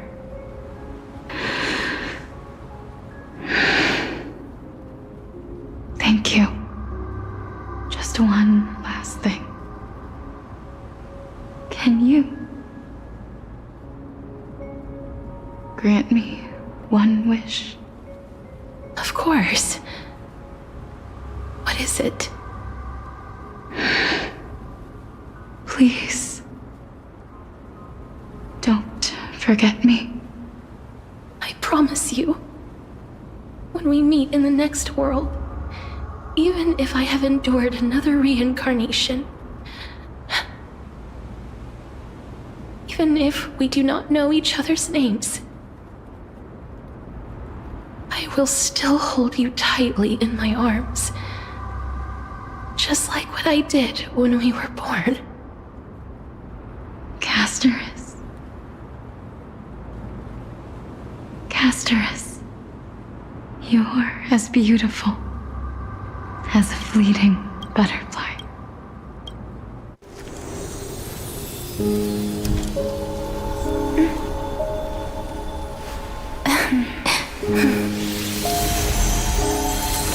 I will bring rest to death.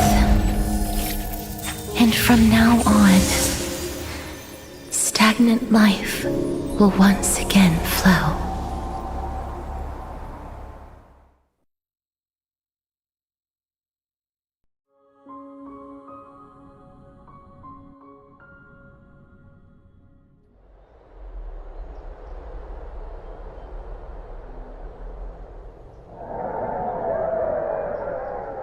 Time flies.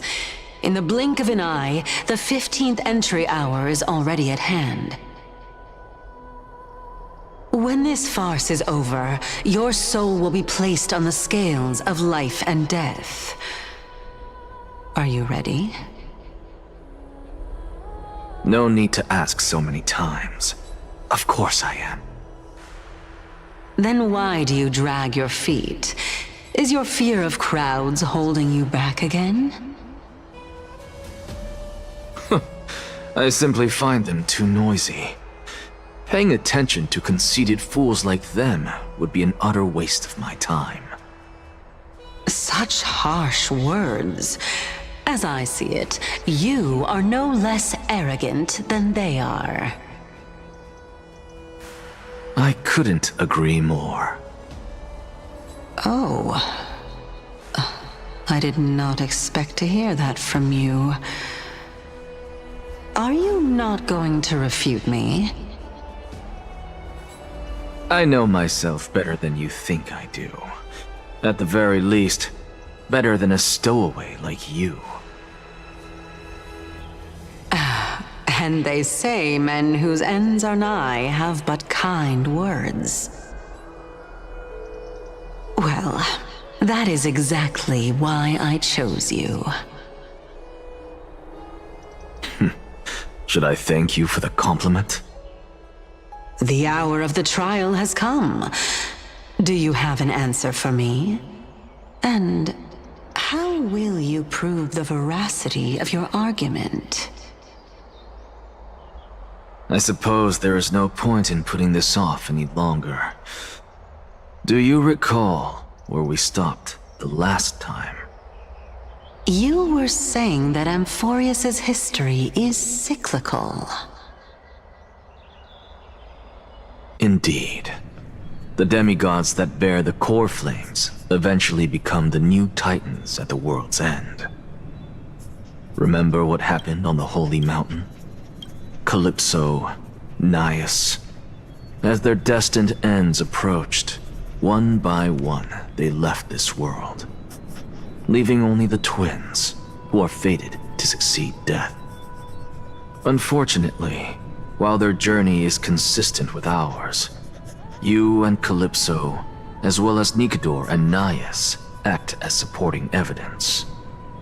I can only come up with a rough sketch for my theory of a cyclical history. For all the pains I took to reach this point, I had already lost hope of ever obtaining definitive proof. After all, the past is in the past. Proving that we are the legacies of heroes of the past is a hopeless endeavor.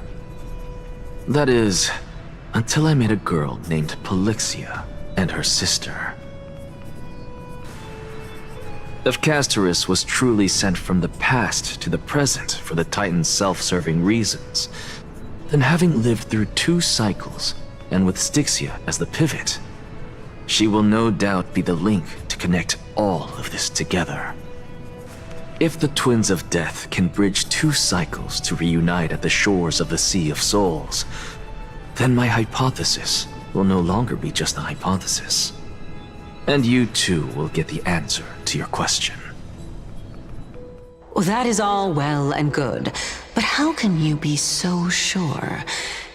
If there is even the slightest error in your hypothesis, the girl will be shattered. It matters not. The most important quality a scholar must possess is foolhardiness. If you are overly cautious, then you'll never have the gumption to make the first step, and change will never come. Besides, I, Anaxagoras, am destined to overturn this farcical world. Come, let us go and teach those pathetic worms one final lesson.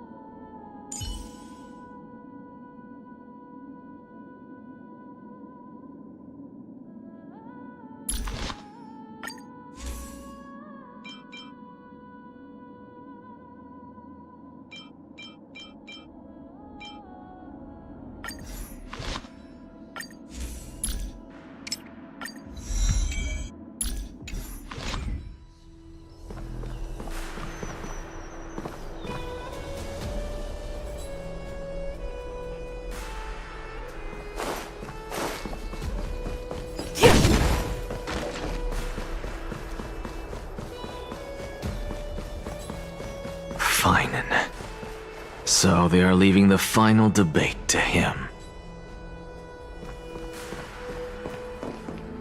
Let those Chrysos heirs who started this terrible war hear you. Let them hear the voices of the people!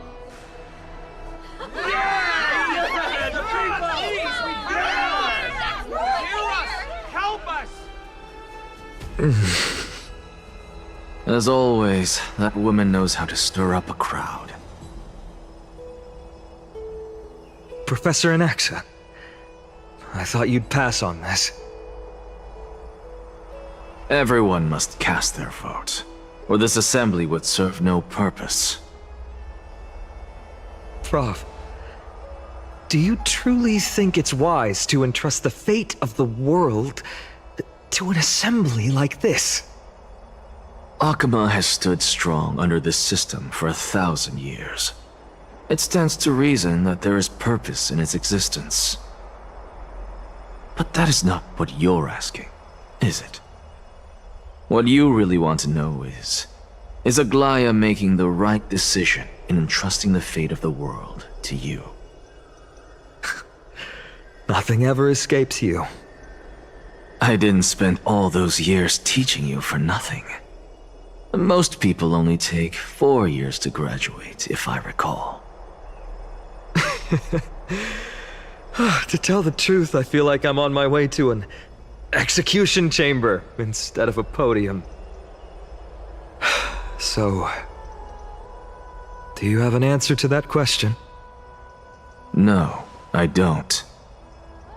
I thought so. Because that question is not yours to ask in the first place. Is Aglaya entrusting the world to you the right decision? Don't make me laugh. That is a question that woman must answer herself. Why are you fretting about this on her behalf? Or have you been seeing yourself as her pawn all this time? Listen up.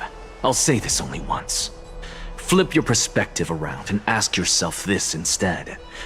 What should I do to ensure that the world doesn't stray from the correct path? That is what you should be thinking about. You still have time, so give it some thought. Oh, and don't bother telling me the answer. Tell it to those begging for salvation from the gods. Got it. Thank you, Professor Anaxa.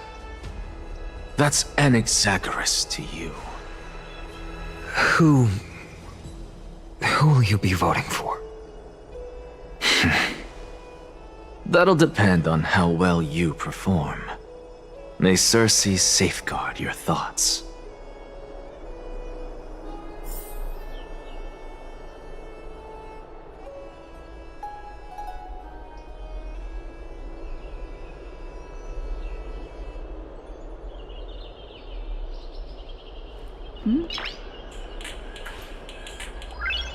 Nice.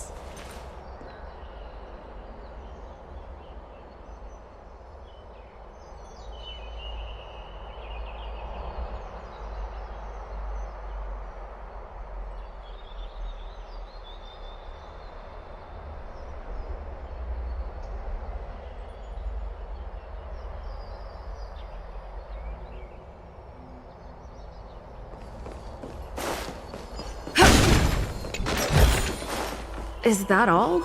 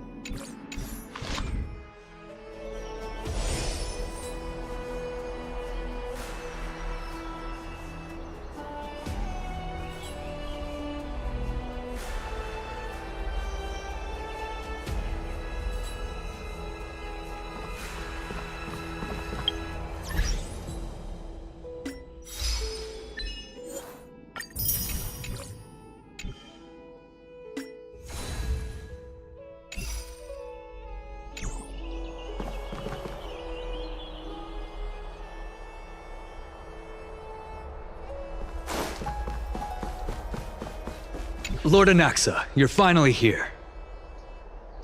The last speaker for the Assembly will be taking the stage soon. The resolution will be passed after that. Lady Kindness has reserved a special seat for you. Shall I show you to it?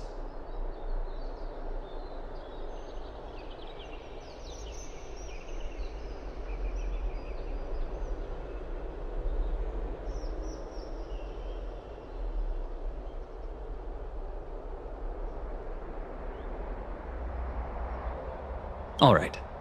This way, please. I actually don't necessarily mind things remaining the way they are. Really say it. I'm a little nervous. Thank you. Elders and citizens, silence, if you please. As the Theoros, I present to you Finan of Ides Elysiae, virtuous citizen of Akima, and the last speaker of the Assembly. Much obliged, Lord Lycus. I remember him. He's the penniless lad working for Aglaya. Where's Lady Goldweaver? Why is she sending this guy to give the last speech?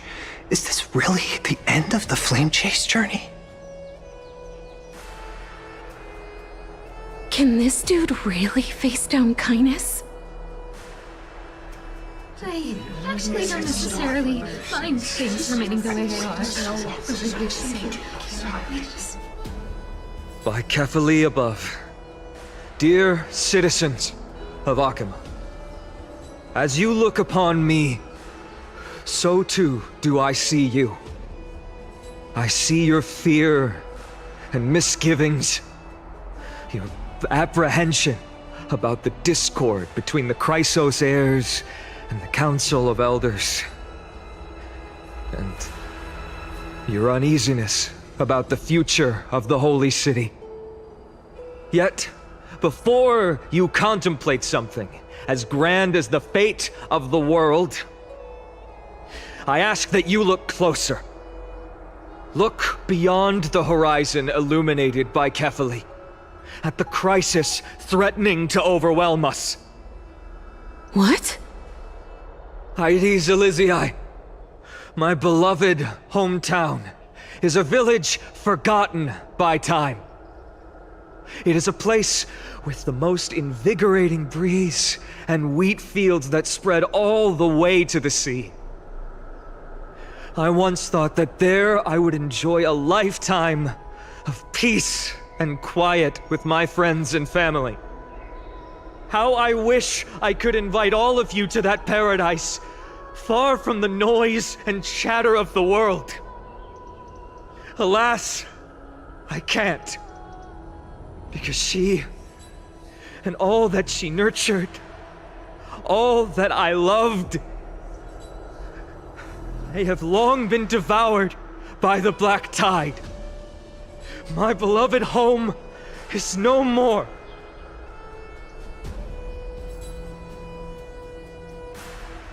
I will never forget the day the black tide struck.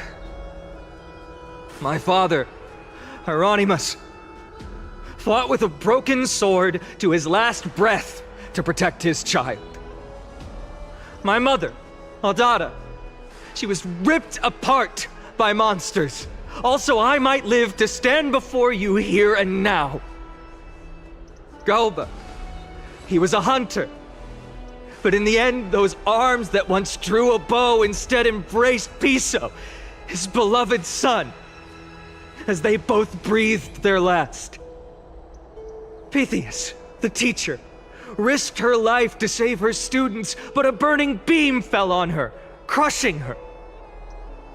And what of Livia, her daughter? Did she make it out alive? No, she didn't. Livia, Piso, and so many other children. My childhood friends. They were all swallowed by the black tide and turned into monsters. They kept saying the same thing over and over. Even up until the final moment, I finally steeled my heart and granted... Why, Finan? Aren't we the best of friends?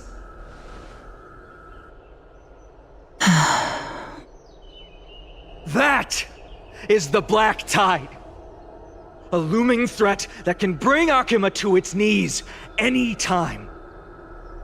Kindness may have promised that with the 3 Titans of Calamity gone, Akuma will return to an era Chrysia once more, but... much as it pains me, I must disappoint you. While the demigod of strife has done everything in his power to hold them back, they are still coming. By now, the name of that black-robed swordmaster, the Flame Reaper, has likely echoed throughout the city already. The roaring thunder is a message from the strife demigod. The Flame Reaper has risen from death, and they hunger for the core flames of the gods.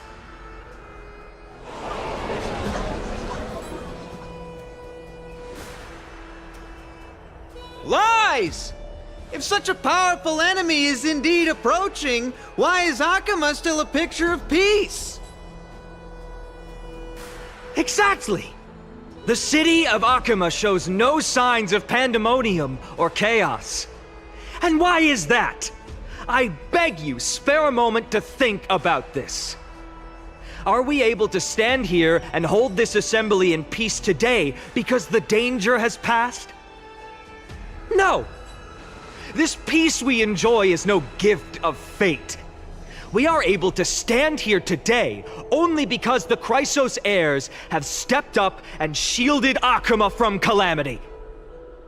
With her golden threads, Aglaya has preserved and continues to preserve these idyllic days that all of you hold dear. The Council of Elders claims that Aglaya will one day forsake the people because her divinity is eroding her body and soul. But ask yourselves this.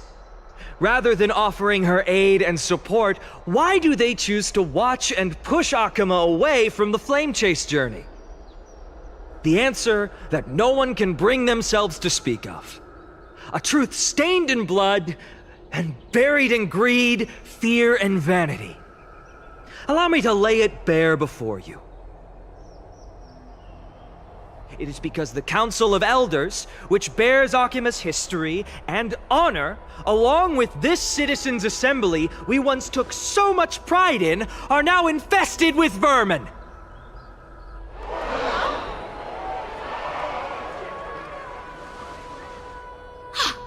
You insolent whelp! How dare you! It is true that Aglaya has reached her limit. Why? Because she has been working tirelessly to weave the defenses of our holy city against the encroaching evil. All while these vermin are making up baseless accusations about her and scheming in the shadows. Not once has she ever failed Akuma. Yet these vermin attempt to tear her apart, tarnishing her name with unfounded allegations. She may have been blessed by divinity, but hasn't her heart always stayed true to humanity? They attempt to mislead you and reduce this assembly to a crude standoff between gods and humans, but citizens of Akuma. Once more, I implore you to open your eyes and look at those around you. Examine them closely. Beneath all that finery, do you see the good heart of a human? Or the poisonous glands of a pest? Make your judgment, then turn your gaze to the demigods, whom so many of you regard as cold and merciless. Do you not see the light of humanity in them? And those who wear the mask of humanity, yet utter only hurtful, slanderous words, can you not see that their souls have been corrupted by power?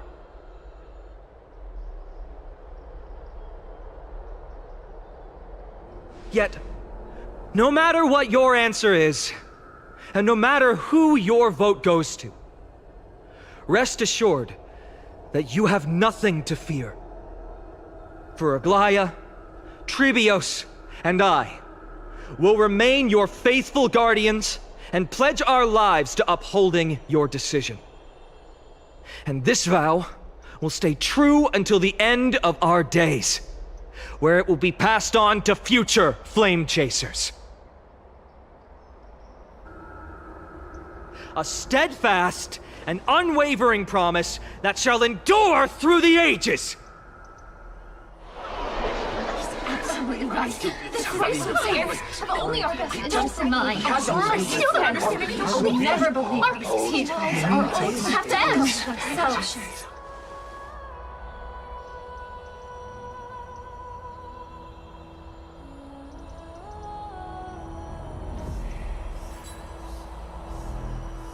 At the present time, on the scales of Talenton, those who call for the continuation of the Flame Chase journey, and those who demand its suspension. Each faction holds an equal share of votes, resulting in a perfect balance. As expected. This is the moment when the Flame Chase journey is the closest to its end. And now, it's your turn to vote, Lord Anaxagoras. Is there anyone else who hasn't voted? No, you're the last. Cast your vote with care, for your decision will break this impasse. I have long since made a decision. Very well. May you bring much needed change to this farcical world.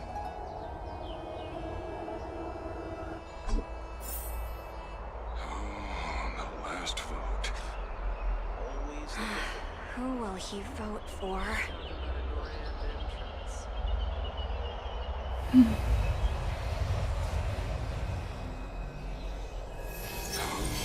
The last vote.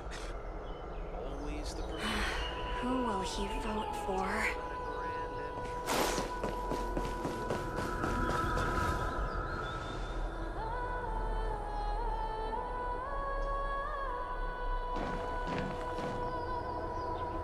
You've done well, Finan. Given the circumstances, delivering a rousing speech to stir up emotions was a prudent move.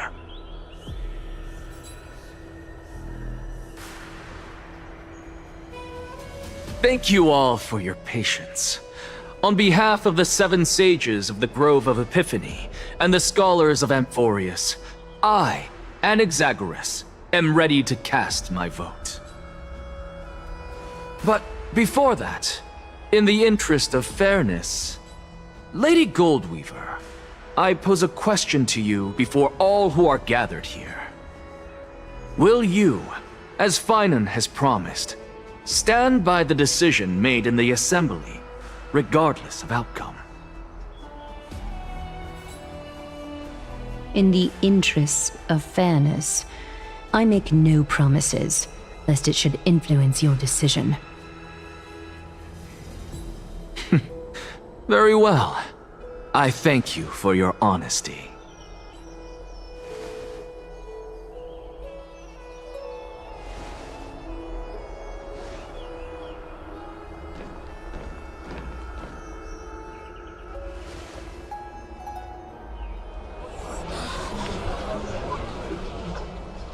What's he doing?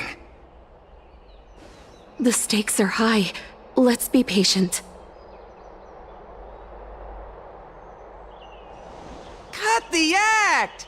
Who do you think you are wasting our time like this? Lord Anaxa, please do not forget that I... Rule number 1, do not call me Anaxa. Rule number 2, never interrupt me. Silence is golden.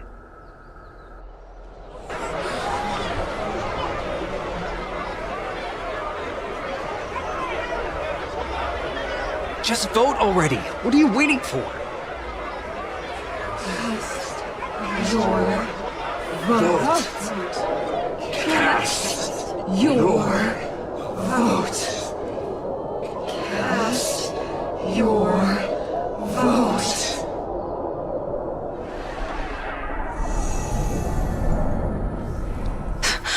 I cannot help but wonder, is every hardship in the world something you will exploit and use to your advantage?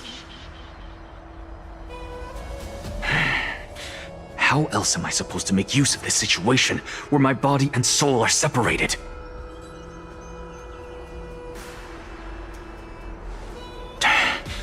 Oh, Circes. Or should I say Calypso? Accompany me on this final journey. Let us journey to the Netherrealm and see how she will substantiate the answer to your question and validate my decision. We need only to follow the sound of the tides.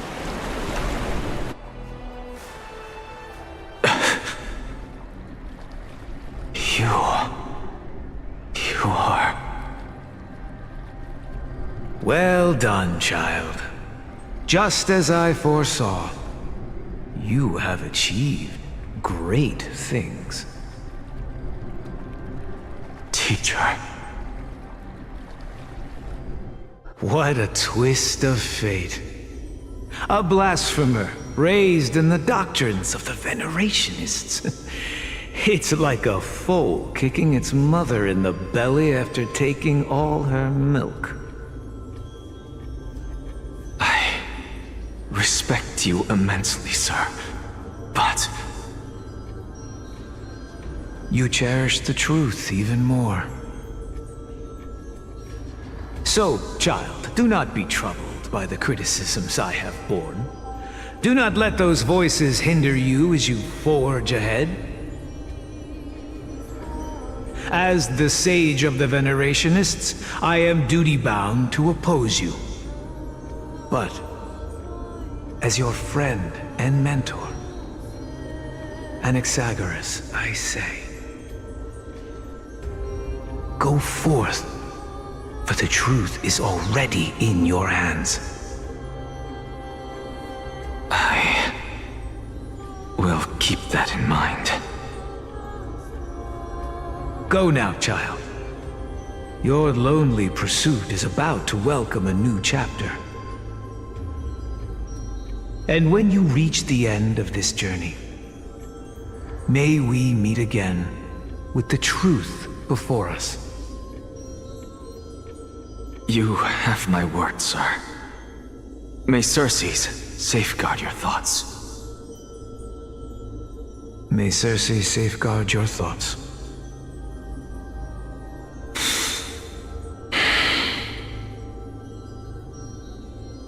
You are right, Empedocles. My lonely pursuit is about to welcome a new chapter. I must be on my way now. May we meet again with the truth before us, Empedocles. What are you waiting for? Just cast your vote. Silence! Silence, everyone! Behold, Circes, here at the center of the world, I shall write the final step of my proof. For this place is but one step away from the truth.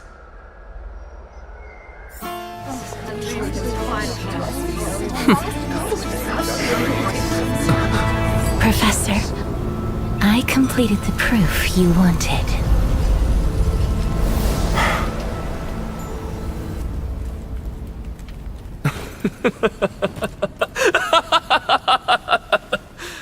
Thank you, Castorus.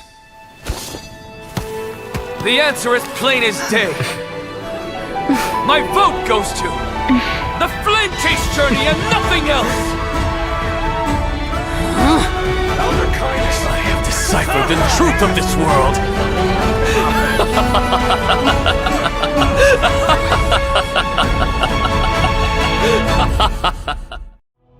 With the balance shattered, the result is clear. By carefully enter Lenten above, as the Theoros I have observed. No! Ligus, you can't! Onyxa, what have you done? Have you lost your mind? I hope you are prepared for the harsh punishment awaiting you. Mark my words, I will make sure that clever head of yours never forgets the price of betrayal. Have you forgotten? I told you that happens to be one of my rare talents. You put on such a grand performance just to aid their preposterous flame chase journey? Performance? No, you are quite mistaken. I may be paranoid by nature, but I've always been known for my honesty. If you really understood me, Lady Kindness, you'd realize that I never had any interest in your pathetic little game of politics. Factions, standpoints, they are jokes in my eyes. I have never once switched sides. Because I, and I alone, am the truth. Lady Kindness, with all the citizens here as witnesses, we should honor the spirit of democracy and respect the decision of this assembly. I have observed that Akama has chosen her destiny. This citizens' assembly has resolved to continue the flame chase journey. This resolution shall be put up on the wall of heroes, such that all citizens are aware of the city's way forward. You! It seems not everyone is ready for the assembly to end. Very well. Let me entertain you for a little longer. By your leave, Lord Ligus. Interesting. Elders and citizens, your attention, please. Stay for a moment more, if you will. Anaxagoras of the Grove of Epiphany has an announcement for the assembly. What is this performer up to now? Absolute flame chase journey. What do you think he'll continue? I don't know. So apropos. Regulators. No. Just moments ago, all of you made a decision on the fate of Amphorius. As a supporter of the Flame Chase journey, it pleases me to see the choice you have made. But I regret to say that I still harbor doubts about this outcome. Thus, I hereby challenge this resolution. Tell me, who among you dare swear to Kefali's name that Era Nova will truly welcome the fairy tale ending that the Chrysos heirs have promised? A beautiful new world free of calamity and madness? Nonsense! That's impossible! What is he getting at? Of course not! Not even for a second. No one? Must I pick somebody to answer? Very well. You, the one acting so wise and profound, in front of all present here, do you dare swear that it will happen for sure? No? Fine. Next. You, the one with ignorance written all over your face. Yes, you. Do you dare swear by it in front of the Titan? What are you trying to do? Useless. Your turn, then. With that smug look of yours, you must be confident that the Flame Chase journey is the best course to take, right? Hey! Mind your tongue! So, no one? I see. In that case, fine then. Answer me this. Your speech was filled with such passion just now. How confident, then, are you in making this promise? Professor, what are you doing? Let him continue with his performance.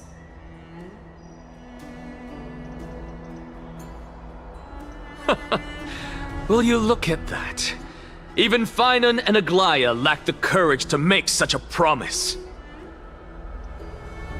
And what's even more absurd is that no one but I can promise you this new world.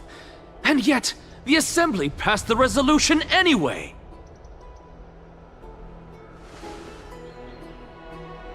But you needn't worry, because I knew better than to trust you good-for-nothings. That is precisely why I am here today.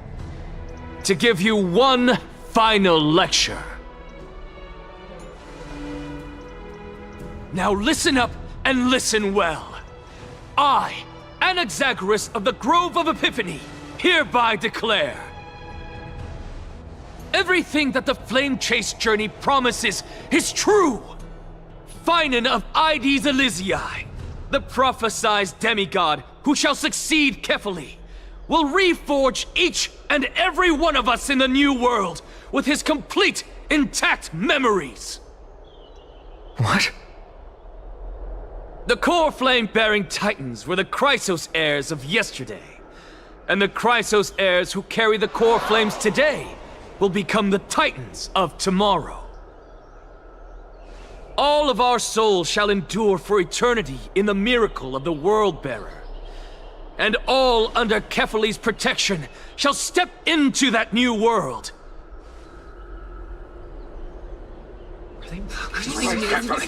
This is pure blasphemy! It's impossible. What? Are you saying that we must bow down to you and worship you even in our next lives? Enough, you blasphemous imbecile! How dare you try to deceive us with all these lies and falsehoods? How can you prove? I told you, don't interrupt me. But since you've asked, I shall be kind and indulge you. My statements are based on my experiments on the divine body of Kefali themselves. You heard me correctly, everyone. With the tacit approval of Kindness and the Council of Elders, I fused my soul with the god through alchemy and learned the truth behind Era Nova. What is he talking about? Isn't that pure blasphemy? I, the vile, wretched blasphemer, deserve nothing less than death for my sins. And the Council of Elders, which granted me consent and aided in committing this atrocity, should face punishment alongside me!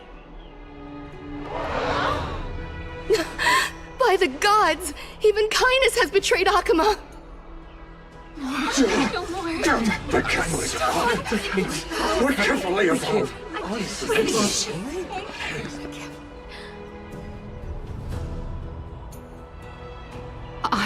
I had no knowledge of his transgressions. He did that on his own. The Council of Elders bears no responsibility for his actions. Lord Lygus, as the esteemed Theoros, are you going to simply stand by and allow the Council of Elders to be dragged through the mud? If the accusation is true, I will acknowledge it. If not, my conscience stands unburdened. Lady Kindness, the reputation of the Council of Elders was not built in a day, nor will it be shattered overnight. Repercussions await those who fool the people, and punishment must be meted out on those who abandon their vows. We should respect this beautiful city and her people. You...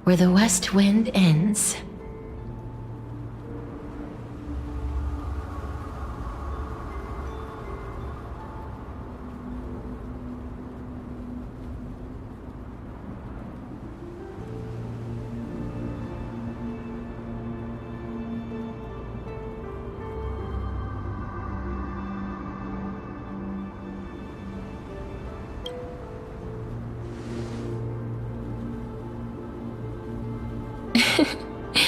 You're still as energetic as always.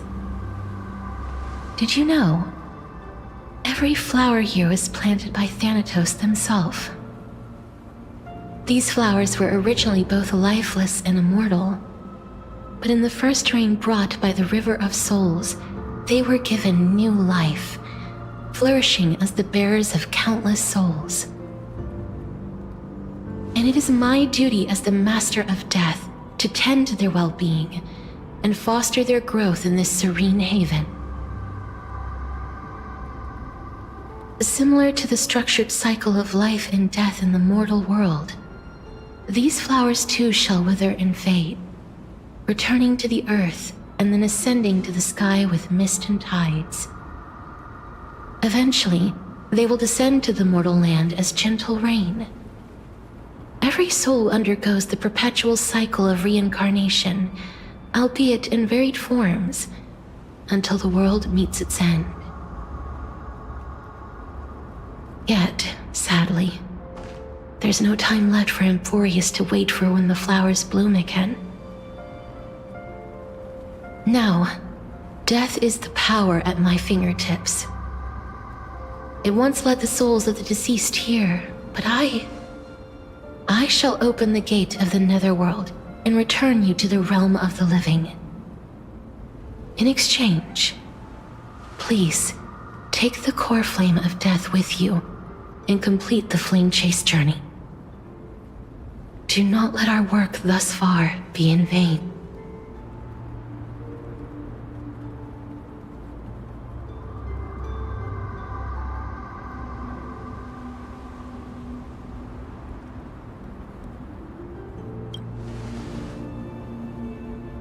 Thank you.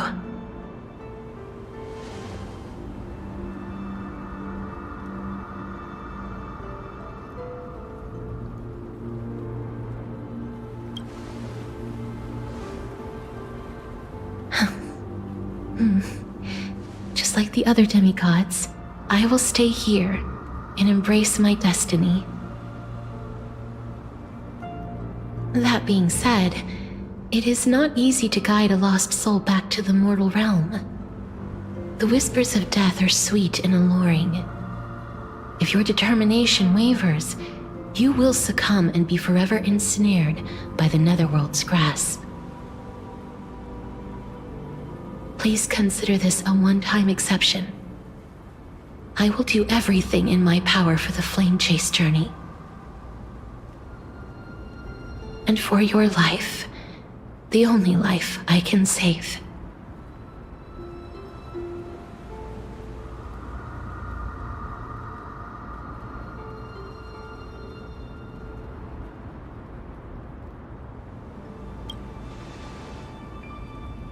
I am glad to hear that.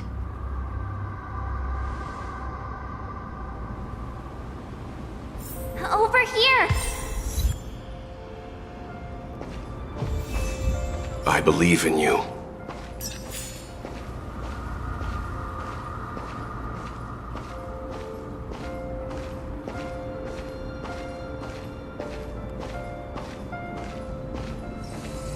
Please, I beg you, look back for me. Don't go. Lift your chin up high and step forward with us toward tomorrow!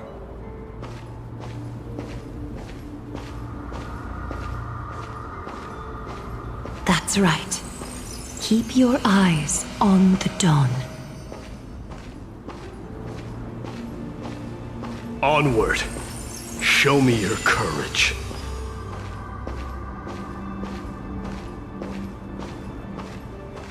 Partner, we shall become heroes together. together.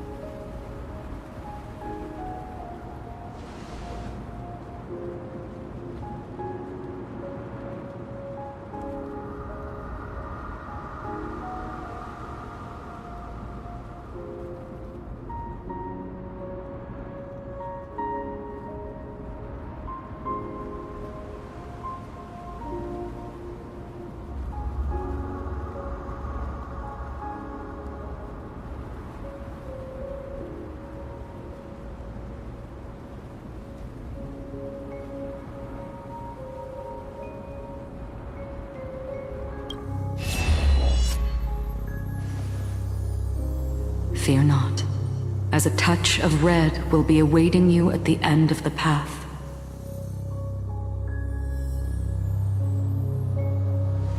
It'll guide you and illuminate the way out.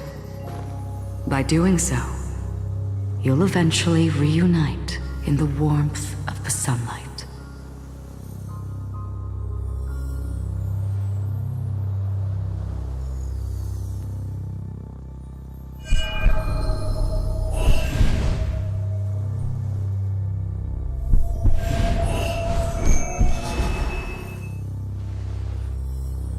All of this is proof that you once lived. Your soul, your memories, the years you've journeyed through, and the path they revealed, leading you back home. So, continue onward. Do not stop moving forward, and do not let her sacrifice and the support of all who have stood by you be in vain. Over here, friend! Take my hand. Let's go home.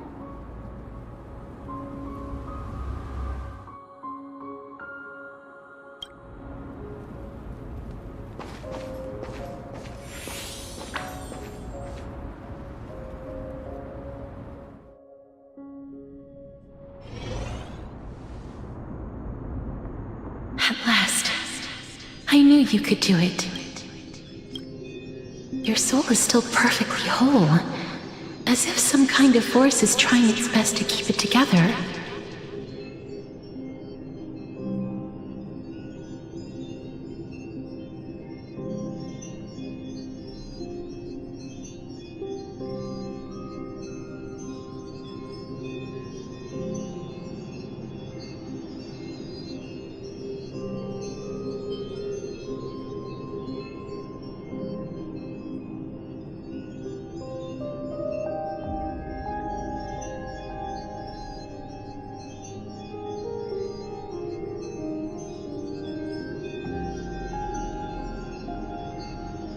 Is it Ornyx's final blessing? Or is it a miracle of your own? It's truly incredible. Such a strange surge of familiarity. So hard to describe. Perhaps it is fate, once again fulfilling its own design. Or perhaps it is the laws from beyond the sky, so familiar to you, that intertwined our fates long ago.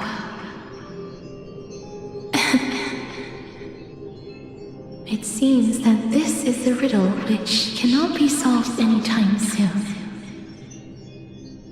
The sensation of becoming a demigod is truly wondrous. It's as if the river of souls is winding its way through the depths of my spirit, transforming with each breath into a fine rain that nourishes the world. Do you recall that prophecy? At the end of the sea of flowers, the souls of the living shall warm thy fingertips, and after an embrace, there shall be eternal separation. I promised you that I would do everything in my power to give it another meaning. Now, as I stand as a demigod and destiny draws to a close, I can finally end it in a way that is as beautiful as it deserves. The wish I once sought but could never grasp is now within reach. In this brand new world, every blooming life will lift its arms in celebration and recount the profound meaning of this very instant. Every touch, every embrace we share will never again be an ice-cold loss. They will radiate with an intense warmth, sowing love far and wide throughout the land.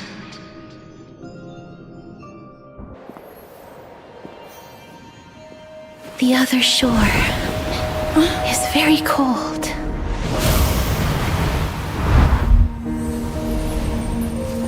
May I borrow your warmth one last time? Thank you for fulfilling this wish of mine. The place I'll be going to is what humans call the Land of Sorrows. But with this heartbeat and the residual heat of this embrace, I shall turn the nether realm into a gentle place of rest.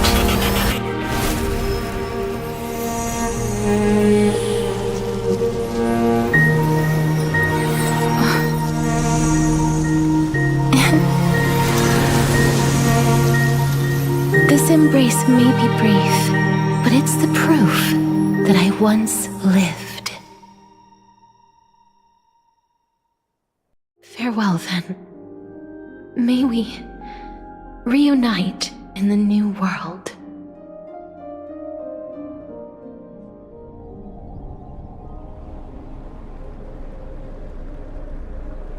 That grand and absurd performance was what you've been seeking your whole life? I gave up everything in search of truth, and it culminated in this very moment. You, on the other hand, performed as I expected. You did not hesitate when you saw the chance to attain power. It's as if you... crave power, like a fly craves rot. Those are your words, not mine. But what you said at the end, did you already know what I had planned for Thainan? I may have lost an eye, but my vision is clearer than anyone else. You've nearly exhausted your humanity. You're no different from my current state as a walking corpse. That's true. I've long since burned to ash over the past 1,000 years. Only he is capable of unleashing a raging fire that rivals our final great enemy, Aquila. So, this is our last chance. How about we let go of the bad blood between us? May I resonate with your core flame, Aglaya? Please do. That's impossible. To persist with your soul thinned to such an extent. You're insane. Just as you fight to lug your corpse onward to complete your unfinished goals, I have my own reasons for doing this. Until Thainan grows into his position as the prophesied leader, I must continue to lead everyone on the flame chase journey. I must keep inching forward, even if only as an empty shell. I've long predicted this was the case, but I didn't think you'd already lost so much. How ironic. We would have avoided so many misunderstandings if you and I had just spoken this candidly before. But casting aside our ideological differences, there is one thing you and I agree on. Finan. Yes. He was born to be a hero. He understands the hearts of the people, and I can confidently say he is a far better leader than you. Only he is capable of fulfilling your mission. Sadly, he is a man cursed by Nestia. But by my estimates, his horribly elaborate sense of style should not impede Aranova. Congratulations are in order. We found common ground at the very end of our destined paths. When you put it that way, it makes me want to take back what I said. Glaya, we're back. Come welcome our great hero reborn from the ashes. I hope he didn't hear your earlier assessment. It wouldn't be the first time I criticized him. A man should be aware of his own shortcomings.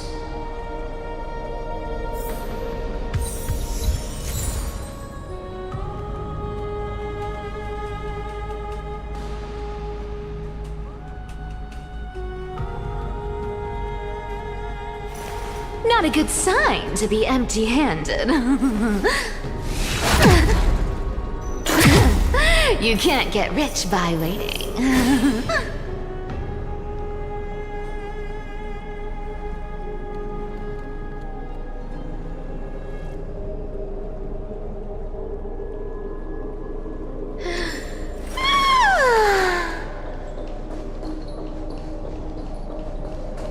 I'm glad. But I don't see Castris among your number. It looks like she not only helped me prove my theory, but helped you fulfill your mission as well.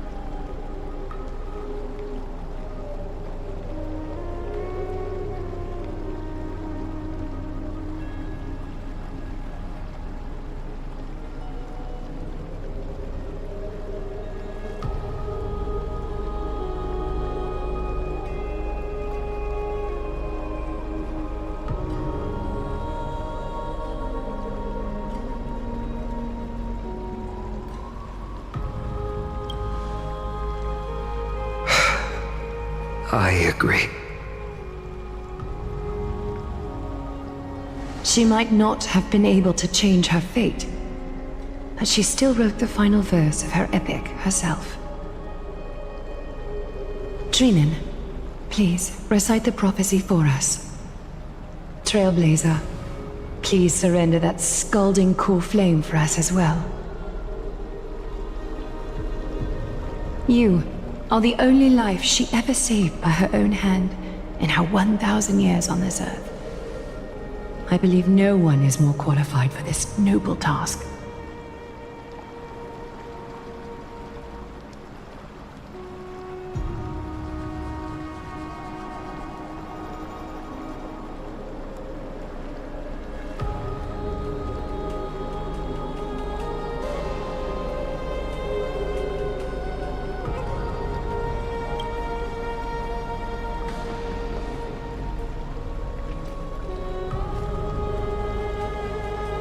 O gods who have returned and gods who are still watching.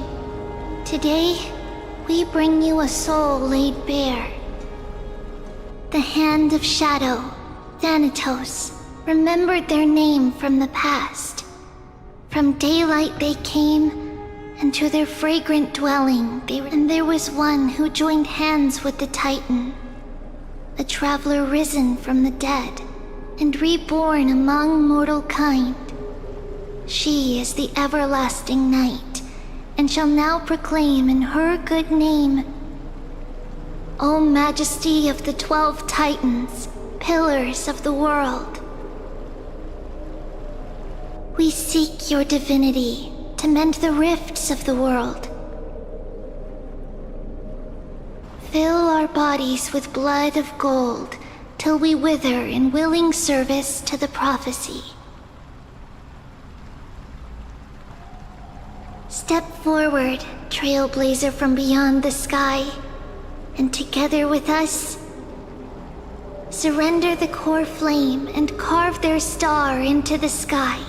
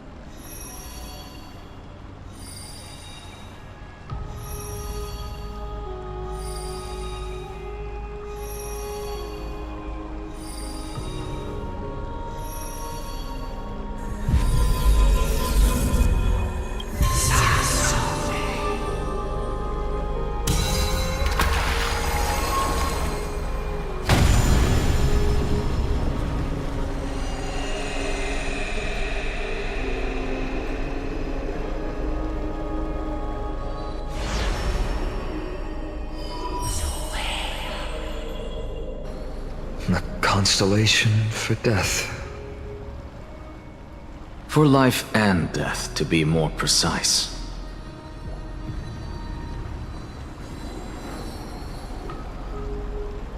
Look!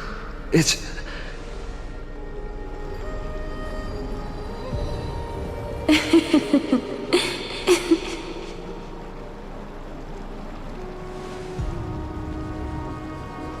No.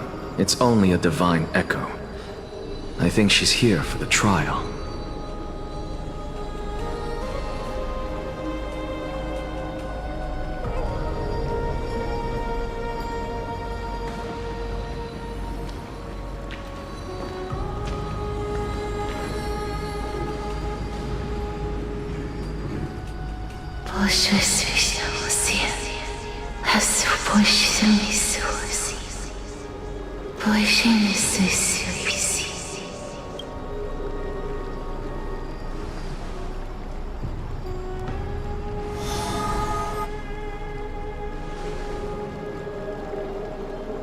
What did she say? That's the language of the Titans. Castorus... No. The Titan. They said... I have illuminated the cold shadow of death. Onwards. For your path to the future is bright and its flame eternal.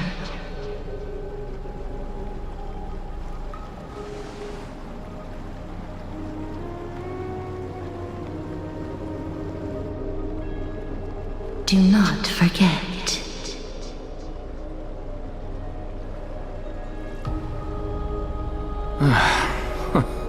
She made quite a scene. I suppose it's my turn now. I won't stop you. Professor, you... What's with that look? You were present. So, let's get this execution over with. We wouldn't want to bring shame to Akima's divine laws or keep me from creating a new world. You never change, do you, Professor? I don't understand. If your theory is correct, you'll lose all memories of your past life once you become a Titan. So what's the point of becoming a god? Of course there's a point. Even if I forget who I am, I'll still have my brilliant mind. It goes without saying, I'll find a way to retrieve memories of my past life. Besides, I still have you, don't I?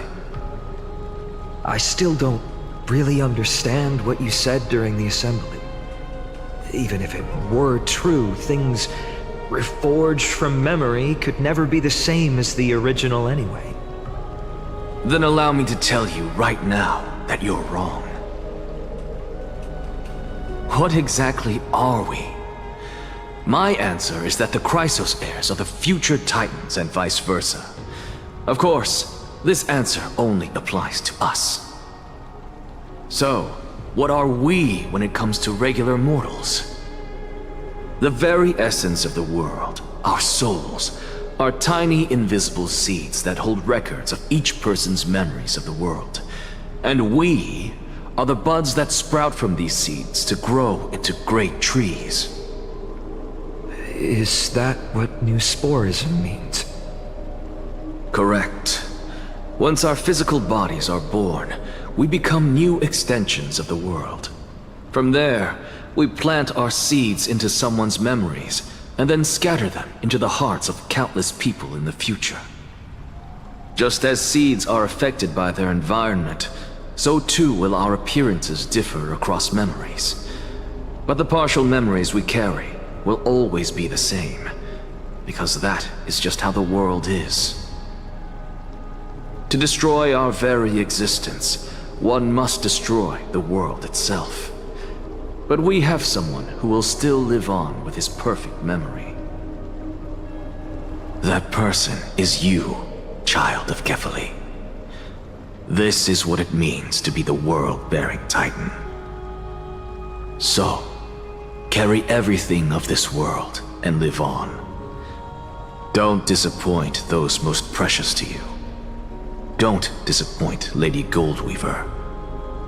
And especially, don't bring dishonor to my theory. Anaxa, I swear to you, I'll lead everyone to our reunion in the new world. Good. That is all I have to say. Farewell, everyone. May we meet again in the next life. Farewell, great performer. May Circes safeguard your thoughts.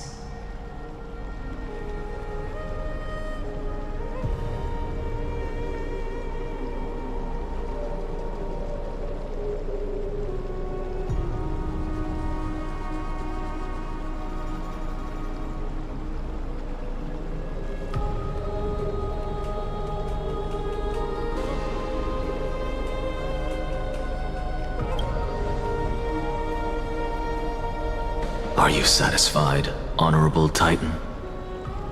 Very. I hereby swear I have borne witness.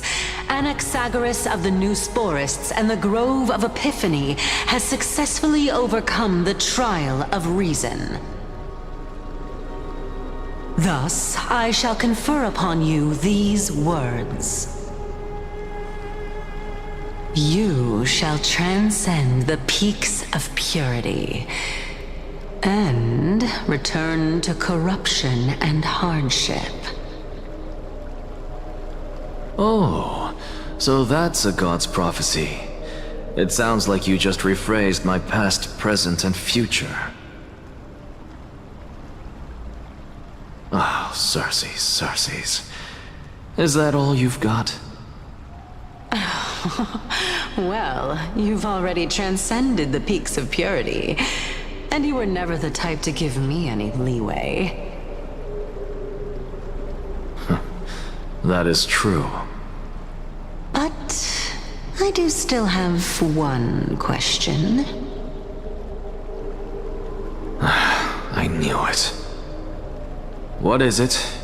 Maybe we're thinking of the same thing. As you've so boldly stated, we and the world itself live on through the memories of others. If that is the case, whose memories did the very first new spore sprout from? How should I know?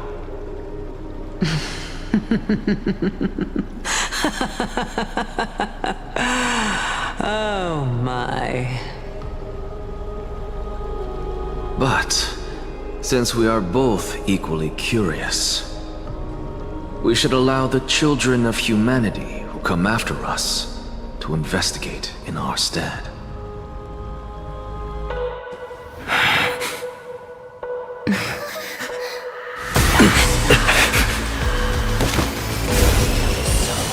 Rejoice, Circes.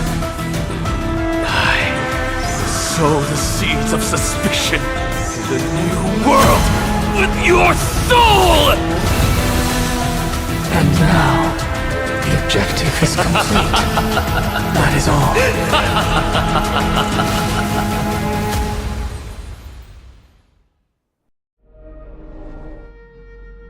Thankfully, she's still alive. Was March 7th also in this condition when she was first rescued by the Express?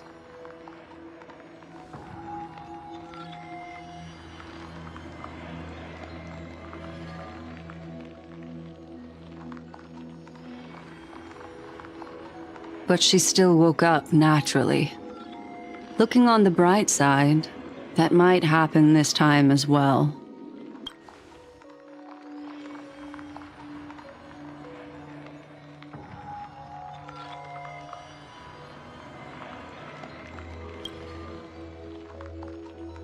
I do not have conclusive evidence, but judging by her current condition, perhaps March 7th's memories have been hijacked. Think about it, Miss Himiko. What will happen when someone loses their ability to remember?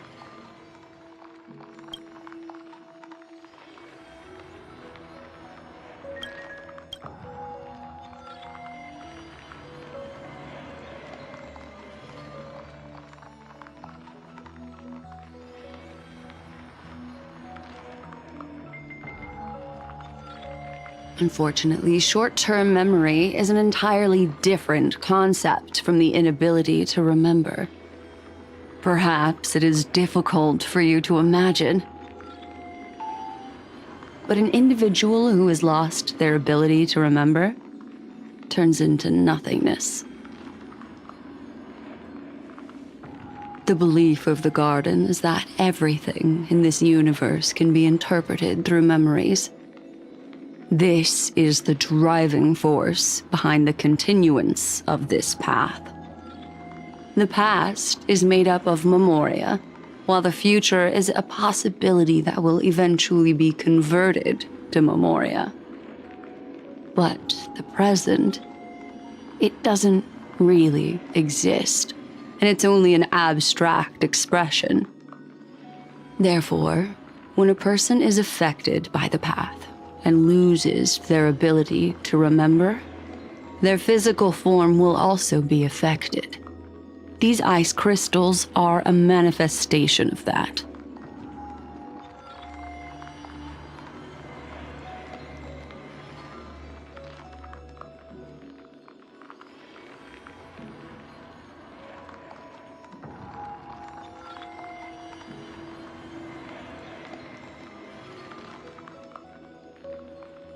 Is Miss Himiko suspicious of me?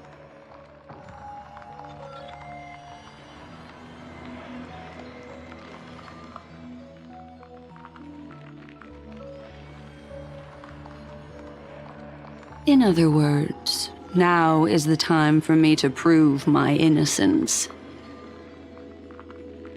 That's not a problem, of course. The true reason behind my intentions is that Amphorius holds special significance. For some memo keepers of the Garden with extremist views, It is a perfect example.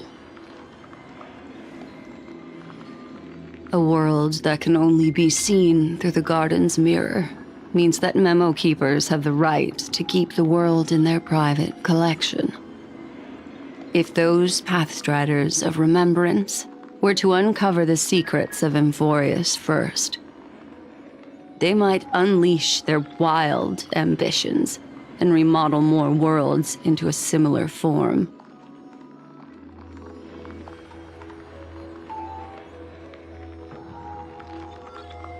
I chose to remain quiet before, because I did not want to involve you in the Garden's internal conflicts.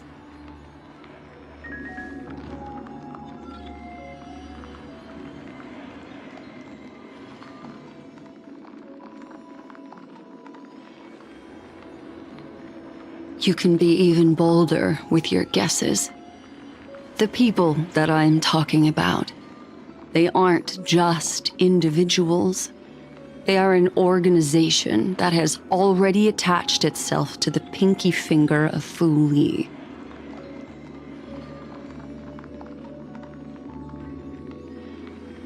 I cannot be certain, but at the very least, they are capable of doing so. I am deeply sorry about what has happened to March 7th. But the deal that I propose still remains a fair one. Amphorius is still an excellent destination, and investigating further might allow us to uncover the truth behind the accident. Miss Himiko, the wisest choice right now is for us to continue cooperating.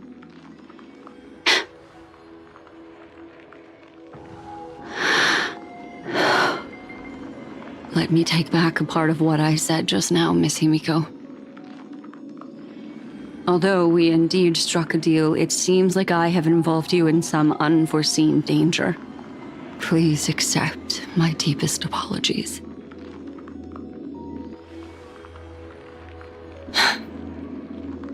It's Fu Li.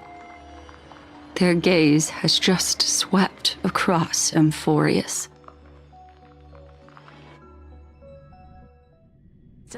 Oh, how interesting. I never expected a mere memo snatcher to be actually hiding so much inside her head. What's even more interesting is that the word Amphorius has appeared in her subconscious. This lady seems to be having fun. Is she usually like this? It's, hard to explain. What are you two whispering about? Has it not occurred to you that I can hear everything clearly? Please pardon me, Madam Herta. Would you mind sharing with us what you've discovered? The ones who need help are the Astral Express. You will have to put up with my methods, even if they are rather unconventional. Let's get back to the topic.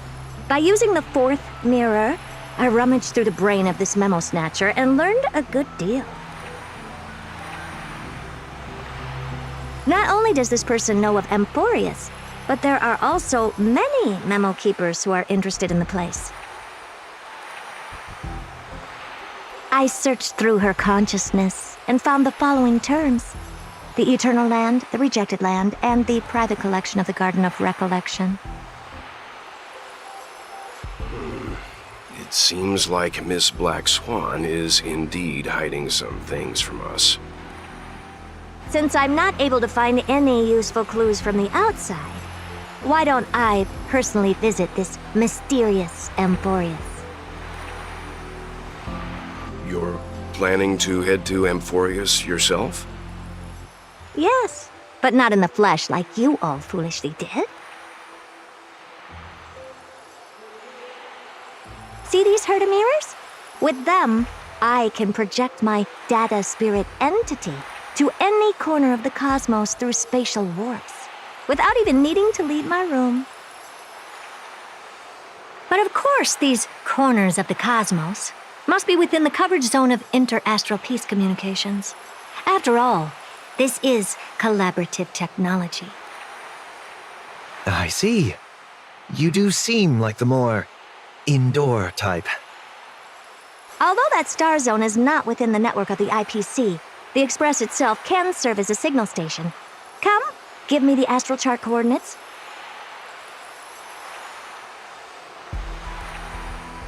Then, sit back and enjoy the show.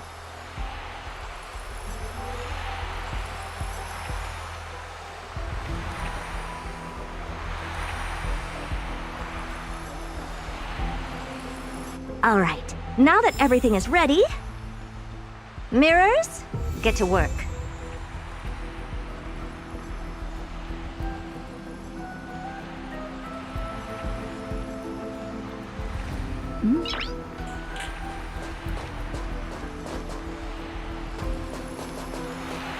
First mirror, input the coordinates. You'll be in charge of the spatial warp.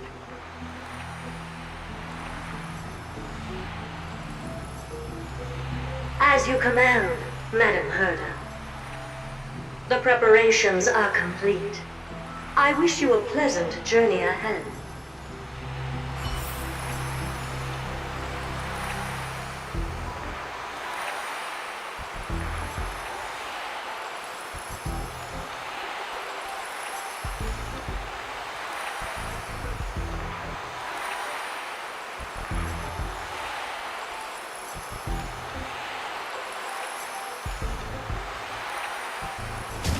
Second mirror, prepare for the thought refraction.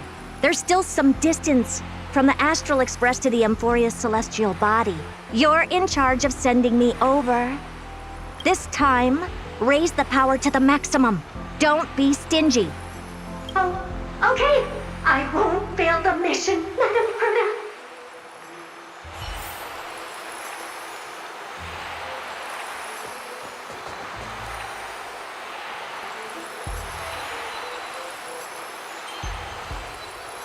Third mirror, you're in charge of generating the data spirit entity.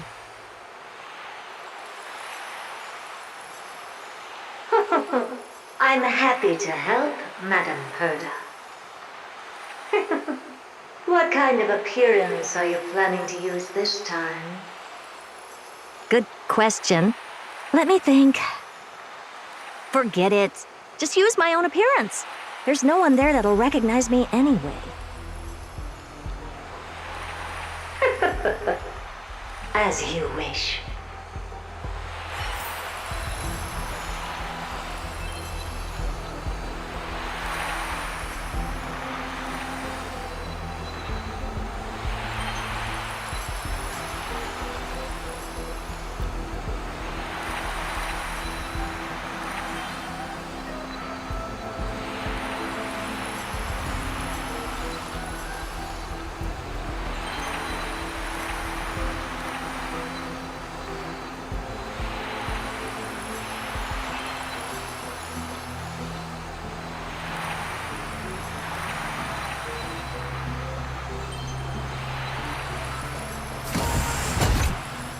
Preparation of the data spirit entity complete. Thought refraction at max power. Excellent. The first mirror. Let's get going. Have a safe trip, Madam Herta. May your journey yield good results. Coordinates input complete. Preparing to activate spatial warp. Destination, unknown celestial body, Amphorius. Spatial warp countdown.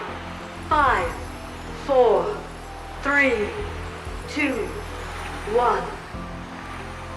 Warp activated.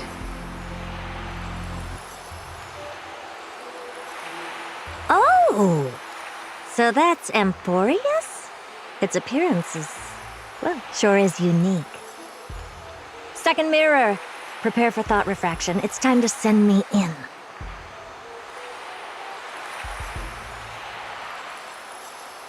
All right, please read the safety protocols carefully.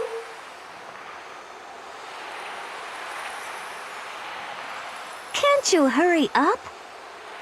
Yes, ma'am. I didn't expect it to be so turbulent.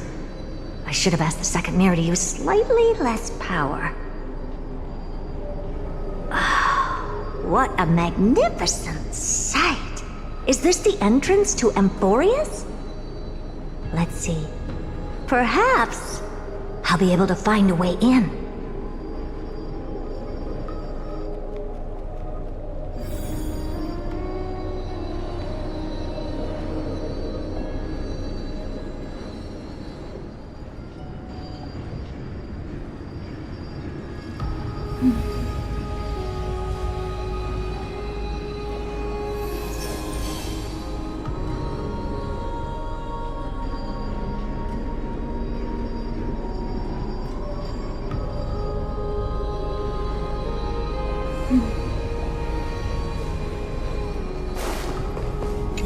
What's this? A statue? It's ugly. I don't like it.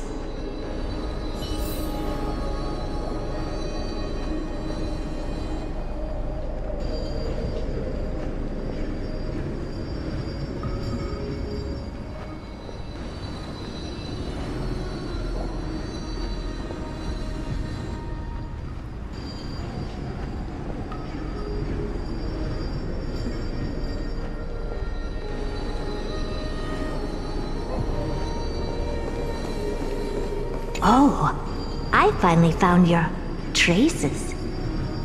How esteemed must you be for the great Herta to come out personally?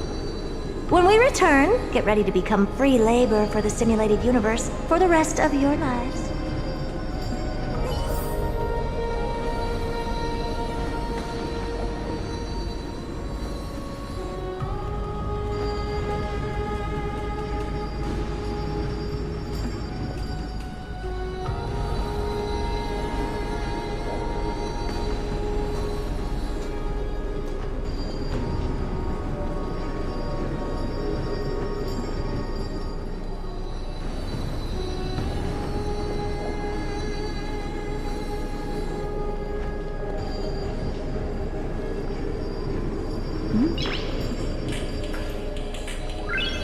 Noise.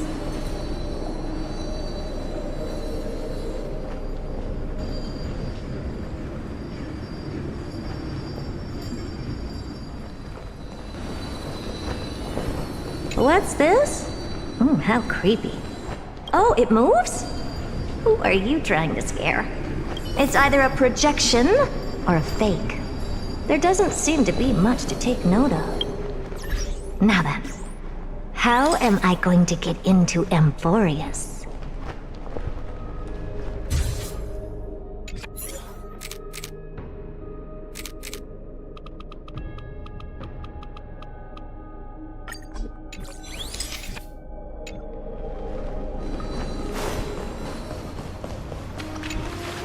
My deepest apologies, esteemed lady. I'm afraid that you cannot proceed further. Who's there? Your visit, although not part of my calculations, is a pleasant surprise. It's a pity that the preparations are not yet in place to receive you with the hospitality that someone of your status deserves. Are you not going to answer my question? Who are you? I have many identities, and I'm going to have even more in the future. But if you just need a form of address, you can use my common alias. Lycurgus. Lygus.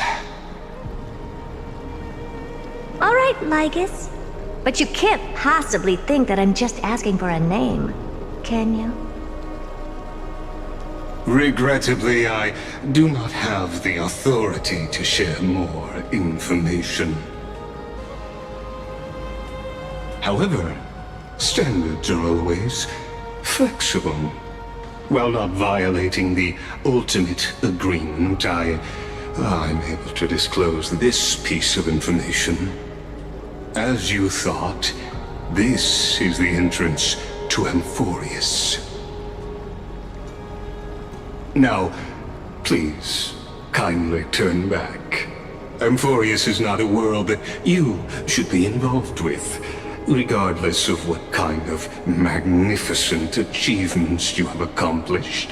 This place will not open its doors so easily. You seem to understand me very well. Then you should know that I have no reason to listen to you. Your reaction is completely within my calculations. Despite my long years as a watcher, it seems like my assessment of human nature still remains accurate. From you, I'm able to sense a beautiful desire for knowledge. But my answer remains unchanged. Madam, it is with the utmost goodwill that I suggest you return to where you came from. Let's assume for a second that I'm not so well-mannered, and that I insist on uncovering the secrets hidden behind you, Mr. Lygus. How do you plan to dispel this notion of mine?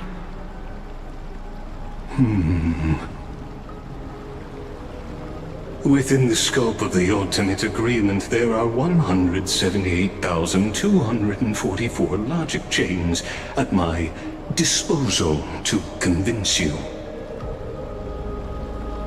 After filtering through them, I have determined that I only require 3 to attain the results that I desire. Oh? I'm all ears.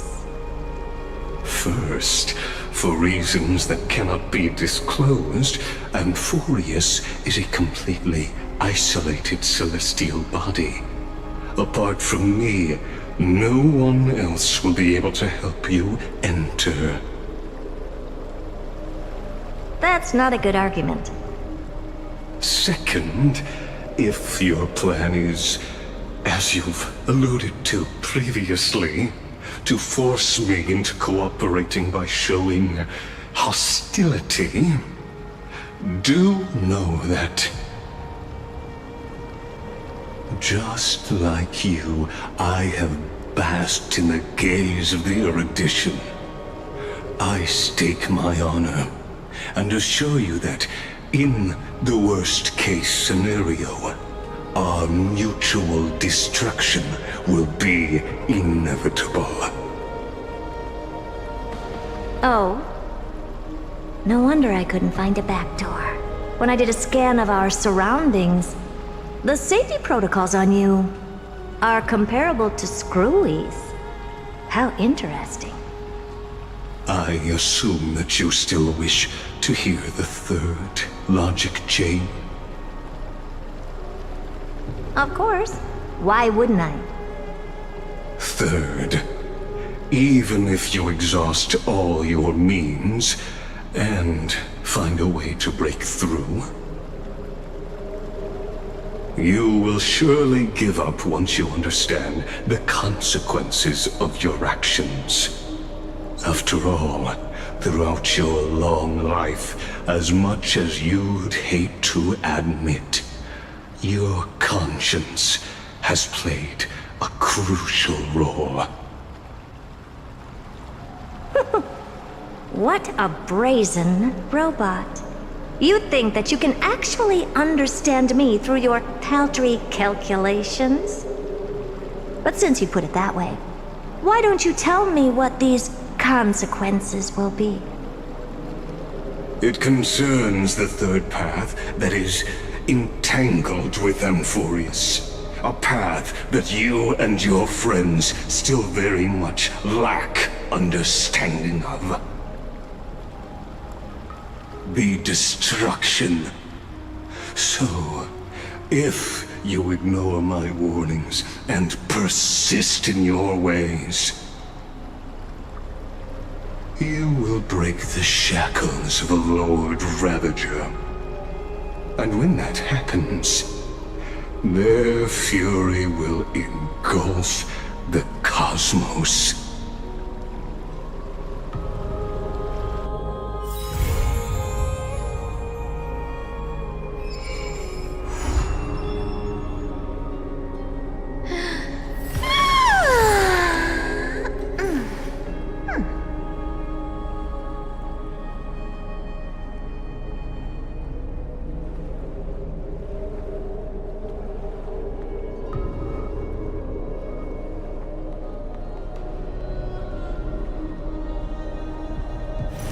Not a good sign to be empty-handed. You can't get rich by waiting.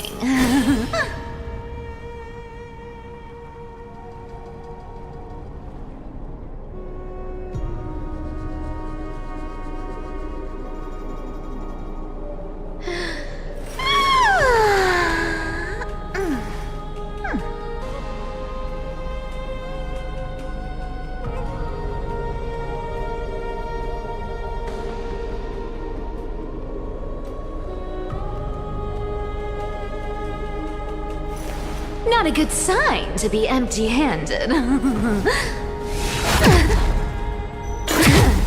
You can't get rich by waiting.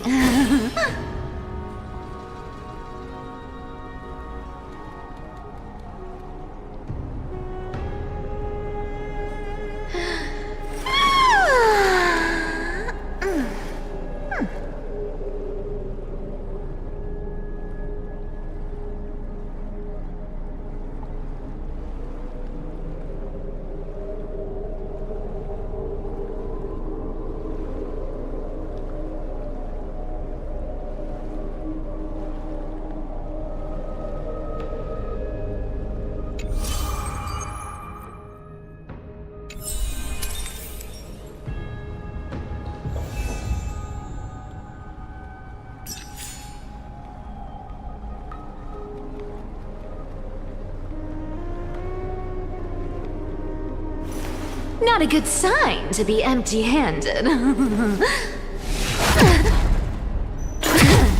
You can't get